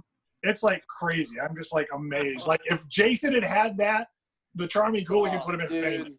We could have fucking had a lot of. If we had YouTube was around when we were doing Charming Hooligans. I don't know if that's the right statement to make after the date rape sketch you just told me about. Would have been famous, you know. Would have been a different world for us if I just been able to get that sketch out so people could have seen it. No, not that one. Not that one. The KKK one. You're right. The KKK one. To put that one out there, we would have ruled the world with the KKK sketch. No, not that one. No, the penis sketch, the hot dog penis sketch. Had we got that one out there, we would have ruled the world. If we had the Head Smart penis sketch, man, we would have been on top of the mountain. Listen, I'm telling you, Ku Klux Casey would have been a great addition to the world. I love you guys so much. Look, here's the thing. You took huge risks with little knowledge. You took I do that every day. I do that every day artistically.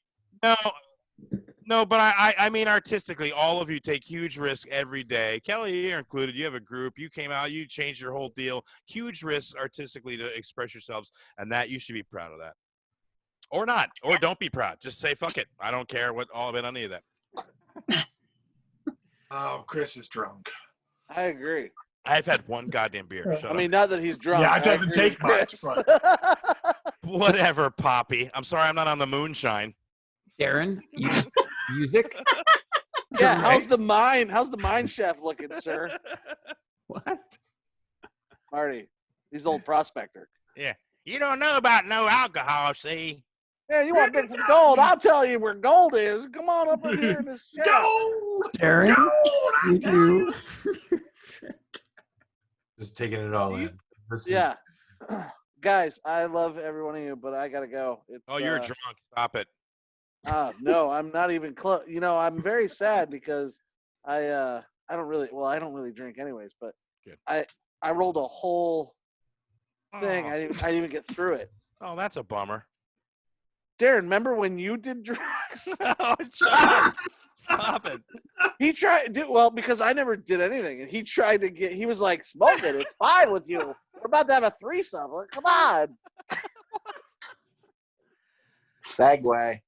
Oh, goodness. All right, on that note, I got to go. See you guys. All right, Joe. Love you. Pleasure Love seeing you. man. There you go. Joe Davison out. We're dropping out one at a time. I think I'm going to be – I have to stay to the end, I think. Well, I've got to write it till the end.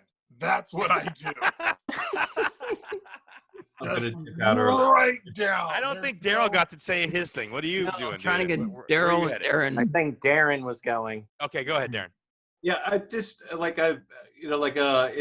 was coming back around. I told a student of mine that improv will break your heart at some point, and you have to walk away from it. Why do you say that? Huh? Why do you say that? I don't know. It's just we don't have enough time, and this isn't a therapist. Her name was Maria. It was 2007. But there's, it just happens. Like for a moment, it's great, and then it's not, and then it's okay because it just isn't anymore. So, okay. But then I was feeling it again. I got in with like I said, the Swan City troupe, which was amazing. Felt like great chemistry. It felt like us. It felt like first time. And we were growing into something, and then this happened. So it's COVID's been kind of a period of mourning for me in sometimes literal ways, and sometimes just like mourning the loss of the opportunity to perform in front of a crowd. Well, are you talking with your group? Are you going to be able to perform with your group? Are you talking about it? I can't. I don't think it's worth the risk for me going out, especially if I don't need to. Like if I don't need to be paid for it right now because I have a job. So I'm fine staying home and, secluding myself. And I did quit smoking this year, which is great, but I'm still a smoker. So like with a lung disease out there, I just don't want to take a chance. It's not worth the risk. But, after this is over, yes. And after this is over, even more so. even now, like seeing y'all again has been like kind of rejuvenating for the creative spirit. So I mean, who knows? We can't. I'm not too sold if you could do improv here, but I know you can do a few things. But other than that, you can create content like Old Man Marty was saying. You film things at your home, like you, Chris, Yeah. and Jason have this, and Kelly, you have these like awesome microphones right there that you can pick up for a relatively small amount of money. You can get lights. You can turn your place into a studio or a monument to a fifth grader's accomplishments, like I did on the softball team. So or We're very proud of you, Timmy. thanks. Someday I'll be on junior varsity. So it's good. I'm glad that this is here, and yeah, even if it's just talking and connecting this way, it's going to help foster connecting for real once we get through this, and we will get through this. We will. Yeah. Improv will break your heart. Sounds like Darren talking to some girl at the improv club, trying to make time. It's like, listen, darling, improv will break your heart, but it's worth it if you stick with it, and I can teach you. Was that before or after he raped you on the stage? No shit. I was no part of that. Not that time. Just about Not that time. all of that. No. See, Darren was trying to bring it back to a wholesome place. Bring it back. Well, I'm curious, since we're talking about it real quick before we leave. We got Kelly on. Thanks, Kelly, for hanging the whole time. What are your plans with your group? Are you guys still doing it? Are you considering? Where are you at with this whole thing? Well, we have been doing an online show right now that on YouTube that's called Nine and Numb at Home. It's just us dicking around on camera and just, doing a Zoom thing like this and playing some games now and then, card games and what have you. We did have one online show a couple of weeks ago, Live from Exile it was called. And then we've got another one that's coming out on Facebook Live here on, when is it? July 24th. It's called The Second Wave Summer Jam. And so we've been doing the improv stuff for now. I work for Universal Studios, and we're back open again, but I haven't been called in to do anything yet because I'm with the entertainment department, and so they're being very sparing with it. Yeah. But, that's pretty much what the hell I've been up to, just kind of trying to keep everything afloat. Yeah. And you work for Harry Potter's world or whatever, I right? do. I work in Hogsmeade. I do. I'm the conductor at the train there at the front of Hogsmeade. Oh, that's funny. I was at Universal for 10 years. As really? Cruise. But you probably know maybe Adam Scharf and Brett Morgan. Wayne. Yep. Yeah. Wayne. Oh, yeah. All those guys that have been there for... I was with Busch Gardens for 5 years before that, though. Oh, here it comes. Theme park name dropping. Let's do it. Okay. A place that has horses and... I know a guy who has an elephant, too. Baskin. Does he have a helicopter to drop it in? I don't have a helicopter guy. I can just run him down the street. I can't actually drop him anywhere. Get Joe back online. Get Joe back. So, but yeah, that's what I've been up to. Daryl, what are you up to these days, Mayor of Improv? I've been doing Zoom meetings and rehearsals with FST in Sarasota. I've had some friends doing some online stuff, so I've done some of that. Probably more to come with this continuing on. Dear Aunt Gertrude is done. I saw that. Is that true? Yeah, the box and Dear Aunt Gertrude. The box is closed. Some of the teams are continuing on. Dear Aunt Gertrude is not one of them, though. What about And the that's- Improvoholics? They are still continuing on. They were kind of like an adopted team into the box, and they're still meeting. I heard they met in person, like, I don't know, last week or the week before. But they took their temperatures, I heard, and they kept their distance. So who would have ever thought that would be the buzz? They met in person. They all got together. They were in person, and then they got their temperatures taken. But is Swan City? I know they did a couple online shows, Darren. Are they not anymore? Or I know you were in one of them. I saw. I was in one of them. I'm not sure. It's kind of like a time of just kind of like a lot of theaters right now are kind of in flux. Some of them are I know SAC had an online presence for a while, but was abruptly shut SAC off. actually, just opened up last weekend or last week, I believe. Yeah, yeah. But definitely, guys, if you're still in the area, go check out Swan City. A very cool group, nice guys, cool space. Check out Nine and Numb. They're all good people. I saw their online show, and I saw one of their last shows in person. It was cool. Keep at it. Here it is.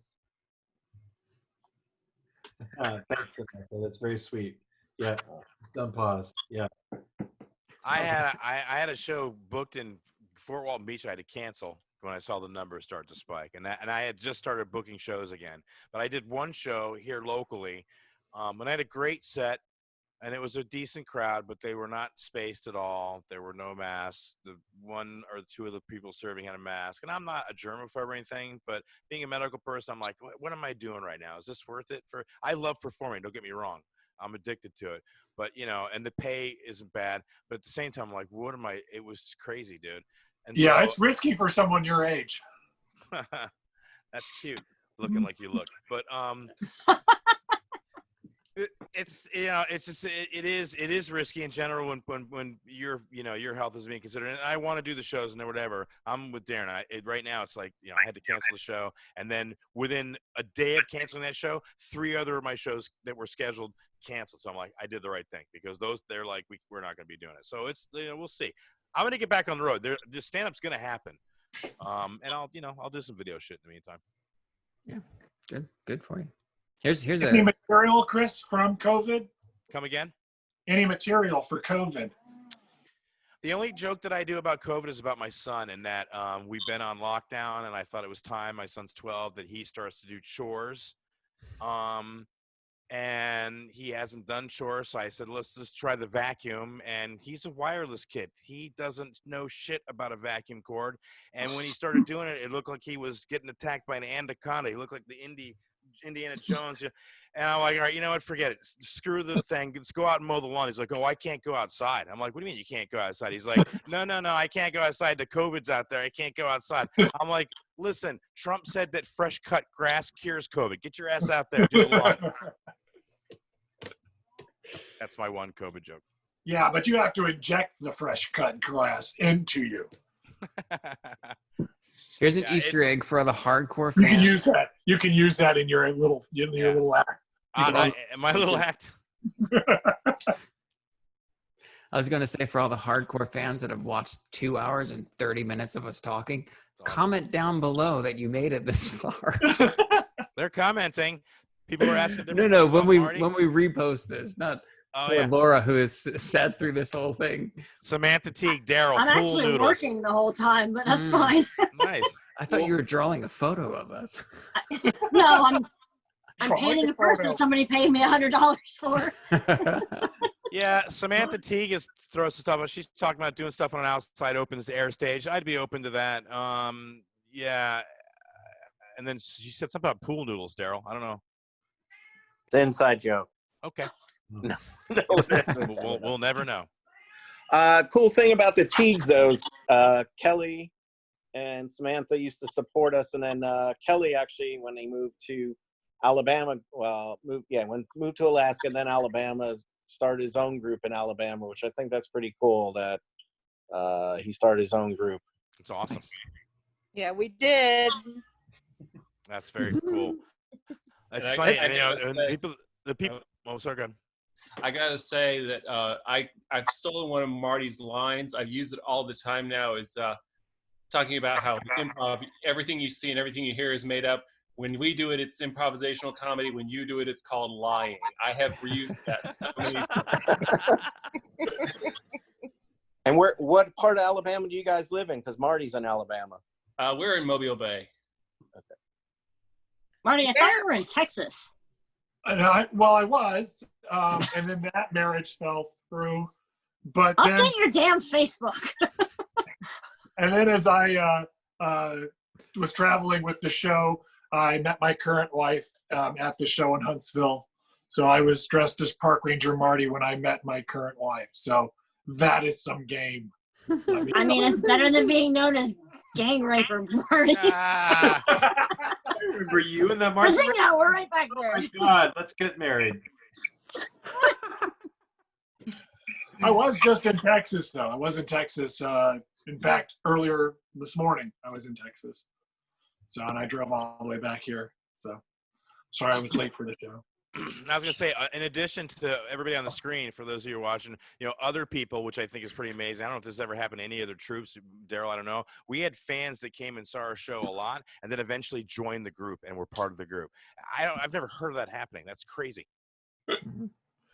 One question I had for you, Daryl, you've taught a lot of improv in a lot of groups over the years. Going back to one of the old questions, but I didn't get to ask you it directly. Has anyone ever said anything about they remember the Charming, just as in a old fan that you were recognized from? Oh yeah, I saw or something about the Hooligans. No. No. Perfect. Yeah. No, I mean, I still get recognized here and there at stores or wherever, which I think is always pretty cool. But I mean, we were a group a long time ago, I'll say. That's a long time, bro. Long time. Yeah, I mean, we haven't been a performing group for over 10 plus years. So, most of our fans are in their 30s or 40s. And what I always thought was cool about us is our fan base was pretty young, but then they grew up, went to college, and when they were on breaks in college, they'd come to see our shows. And I was like, oh, that's cool. They here visiting their family and they came out to see us. I thought that was always cool. Yeah, we had great fans. We had a really loyal fan base. And there for a while at Coconuts, that room was packed. And that's a big room. And there are people back in the balconies, we were worried about them being able to hear us, At it was midnight. Yeah, we had shows where there was people standing, not at Coconuts too. I mean, Mother's Milk, yes, because it was tiny, but Coconuts, there was people standing for an hour and a half show watching us. I was like, I don't know if I would do that. When you say Coconuts, for the people that were not at the shows, that was it wasn't a comedy club, it was a theater. They used it for a movie theater. They did comedy in there after. So they had a pretty big stage and enough seating for, I don't know, a couple hundred people easily. And they had a whole section in the back that was elevated and another elevated section on the other side. It was a really cool place. That was a great place for us to grow. And we had a lot of fun there in that nasty, dirty place. I wish he had cleaned that place. And props to Larry too, because he let us grow in there. Because I mean, when we first started, people were performing at Mother's Milk and Coconuts, and people weren't going to both shows. And then Mother's Milk ended up closing down, and then he just kind of gave us the time to grow, which is probably unheard of nowadays. It's you get one or two opportunities. We did 2 shows a night. I forgot about that. Yeah. For a while, yeah. Larry speaks very fondly of the group still to this day. One of the highlights of where, because his show at that point, his midnight show, the midnight movie was not doing well at all. Right. So we came back and really put a crowd in there, and people were digging it, man. It was groovy. I liked it. It was fun. And I was there. I'd show up before the show, before your show. I was there doing the comedy show. I'd host a comedy show and stay over and then do the midnight show for a good long while. And this was also before social media or anything. This was all word of mouth or people that we gave flyers that we made at Kinko's to, or barely my. Thanks for being cute, Jason, because you really brought it. Well, that's what I tell a lot of people for the past 20 years. Yeah, that I'm cute.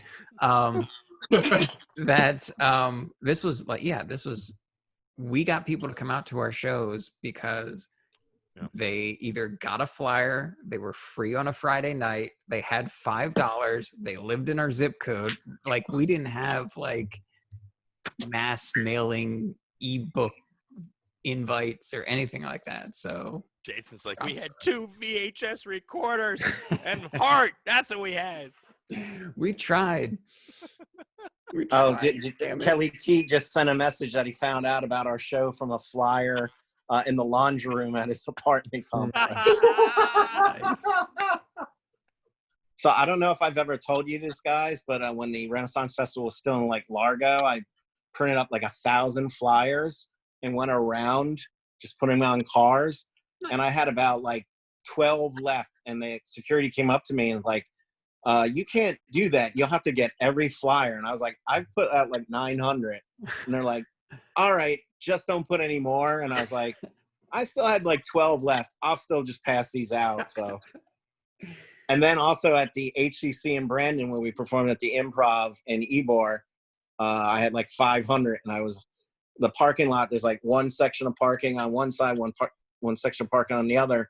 And I saw security, and I was putting flyers on one side, and I saw security come on over, and I'd go to the other side and kept flip-flopping back and forth. And I think the Improv got in trouble for like all those flyers that I passed out there.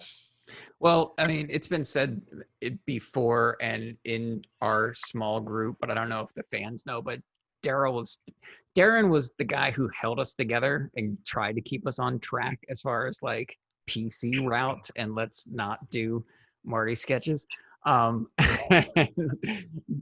That's good thinking in hindsight. Daryl was the heart of the group. Daryl was the most passionate and the most like hardworking, trying to just keep it together and keep everyone together. And I think that's shown when we were together, but that's also shown through the years of him sticking with it and being the only one that has done this for so many years consistently, so many different groups. So impressive. So thank you. Oh, sorry. Checks in the mail. The checks in the mail. So what I appreciated most about Daryl, because Daryl had a different comedy style, and at first I wasn't clicking with it. I wasn't getting it, and it took a little while. It was like an acquired taste for me. But the one thing I always appreciated about Daryl is any of the lineup games, he was like, while we're thinking of something clever, he's already out there in front of everybody. Mm-hmm. And he's like taking a bullet for us. He's like, all right, well, somebody's got to do something. I'm doing this. And, and then it gave us time to actually like, okay, now I can step up and, but I always really appreciated that about Daryl. I'm like, man, he was just fearless. He was just going to put it out there and see if it landed or not. I mean, to bounce off that, I thought the same thing. I did not understand Daryl's thing at the beginning. He definitely, in the beginning, Beat the Dead Horse days, was the most over-the-top person. Like, before Joe and I started throwing ourselves on stage and doing whatever. That's what I said. In the amphitheater, he scared the shit out of me. I'm like, he's crazy. That dude's crazy. Yeah. I remember milk stories. I remember shirt stories. There's just tons of things that used to happen that this is my favorite Daryl saying. Brah, brah, brah. That's it. That's it in a nutshell. Brah, brah, brah, brah, brah. If you would write that, I would know exactly who you were talking about. Yeah, you can't fuck with that. You cannot fuck with that. Mm-hmm. Yep. English gibberish scene. Ding. Daryl. Brah, brah, brah, brah, brah, brah. Brah. Brah, brah, brah. Yeah. He would comment down. He'd comment down. Brah, brah, brah, brah, brah. I have not heard that in so many years. Go ahead, give it to us. Give it to us, Daryl. Daryl Marty? It was amazing. Alliteration? Alliteration, yeah. Yeah. Yeah, Daryl was just the king of that game. I think he probably got sick of playing it. But anytime we were doing that game, like, well, Daryl for sure. Mm-hmm. Not as much as puppets or moving bodies. That I'm like in the Hall of Fame for that game. Right, well, I think we've been on for a while. I got to get rolling. 2 hours. You want to wrap it up, Jason? What do you think? Yeah. Before we go. Yeah, let me just start real quick by thanking everybody, the Teagues and Laura, thank you, and Kelly, thank you for joining us and hanging out. We're gonna put this back up, so if you think it's good enough, if you want somebody to see it, put it up. And Jason, maybe you can put some links when you put it up with some of the videos that we've been talking about. That'd be cool. Yeah, will do. Also, yeah, I wanted to say to everybody that's watching this maybe at a different time or whatever, thanks so much for watching it. Especially if you've gotten this far, thanks for watching it. Remember, go to Daryl Knapp. Find your T-shirt. Get your T-shirts while they're still available. He's only got 100 or so. It's a very up-to-date topic. I think it says "Got Nuts," which is very still not aged at all. So it's on par with the AT&T sketch. Wow. Wow, the AT&T sketch. AT&T sketch was good. It was 20 years ago, yes, or 25 years ago. Now they're like 30 years they're like, ago. now you gotta say Motorola is about as old as you can get. I like the AT&T sketch. I remember. Yeah, thank you everybody that joined us, and thank you guys too. Yeah, Darren, Definitely. you want to sign off? What do you want to say, brother? Stay healthy, stay safe. That's it. We'll be back. Yeah. Wear a fucking mask. Yeah. Thank you. Wear your fucking Mask. Yeah. Share my video. Wear a fucking mask. Dipshits. Yeah. Check out gorgeouscomedy.com. I'll be back doing stand-up. In the meantime, I'll be doing some YouTube shit, and I'm getting back into podcasting. So, yeah, it's gonna be an interesting year coming up for sure. Oh wait, I had to do one thing. Who asked for it? What? Sticky's voice. Sticky's voice. I was gonna dedicate it to who asked for it. I don't know who it was. The Teagues. Oh, the Teagues. Tails I on haven't done this in 20 fucking years, by the way. Oh man, I wish you had the music. Yeah, we Bob. don't. Do it to Bob. I'll try not to blow out the mic. Hello. Oh wait, no. Let's try it again. Hello. That's close. I've not done that in so long. That was Welcome, everybody. I must say, one of the highlights of our experience together was getting to screw around with Chris on stage, because Chris was so good on stage with audience interaction, and I was not. And sometimes the sticky segments would go really well, and sometimes they would crash, and I would just be like, put the box on top of me and let's start the show. Dear God. And I'm like, no, we're going down together. So yeah, thanks everyone for watching. Anybody parting words that we have not gotten to? Parting words are, if you like what you heard and you're interested, go to the Facebook page, Charming Hooligans. Jason manages it. There's all kinds of content on there. You can go to his websites and see content. We've got rehearsed footage, show footage, sketch footage. The Silver Meteor stuff is up there. All that shit's up there. Go check it out. If anyone has any video footage, photos, anything, feel free to send them to the page or send them to me directly, and I'll get them on the page, and I'll also put them on a YouTube page. That's a lost art form. I've put up everything I have. I've gotten a lot of tapes from a lot of the guys, but I'm sure there's more stuff out there. So let me know where it is. And You're looking right at me, aren't you? No, I mean, Marty, if you've got more tapes, definitely, yeah. Oh, I'm sitting in front of like, don't say it. Shelves of them. You keep the tapes in front of you? I've got VHS. Here, all right, listen, hoarders, bury your life. Get that shit to Jason, would you? Yeah. Those are all show tapes? Forget Those that. are all What show the fuck, tapes. Marty? You really do. Yeah, no, like it's crazy how many of those things I have that I have kept all these years. Yeah, insane, crazy, insane. Even though he's been asking for them for fucking 10 years. What the fuck? They're all melted by now, I'm sure. Yeah, come on, man. Give up the precious. They're gone. So let's go. And Darren, you said you had a bunch of photos and everything that you were. I do. I found them. They're photos of us at New World Brewery, with a beat and a horse kind of cast, because Rob's there and Dan Simitovich, who works at CNN now. Yeah. Oh, I think I know that. I think I know that because I ran into Dan. He used to. I don't know. Yeah, but there's what's her name? Janet, I think. And Janet, that's right. there's a couple other folks there that are just like it's interesting. It's just a bunch of like we were all out at New World Brewery one night. So those are the photos that I found. Yeah, so it was. I think post them, scan them, and post them. Yeah. I've only got the one. I think I got 3 of them. Where we're like leaning over a pool table or the bar and everything like that. Something like that. I think I have a picture of me and Marty at the Renaissance Fair when I was your arms, but I have 2 arms, so I wasn't in the store you were talking about earlier. No, we didn't dare take a picture of that one. So I couldn't tell you what I was doing then anyways.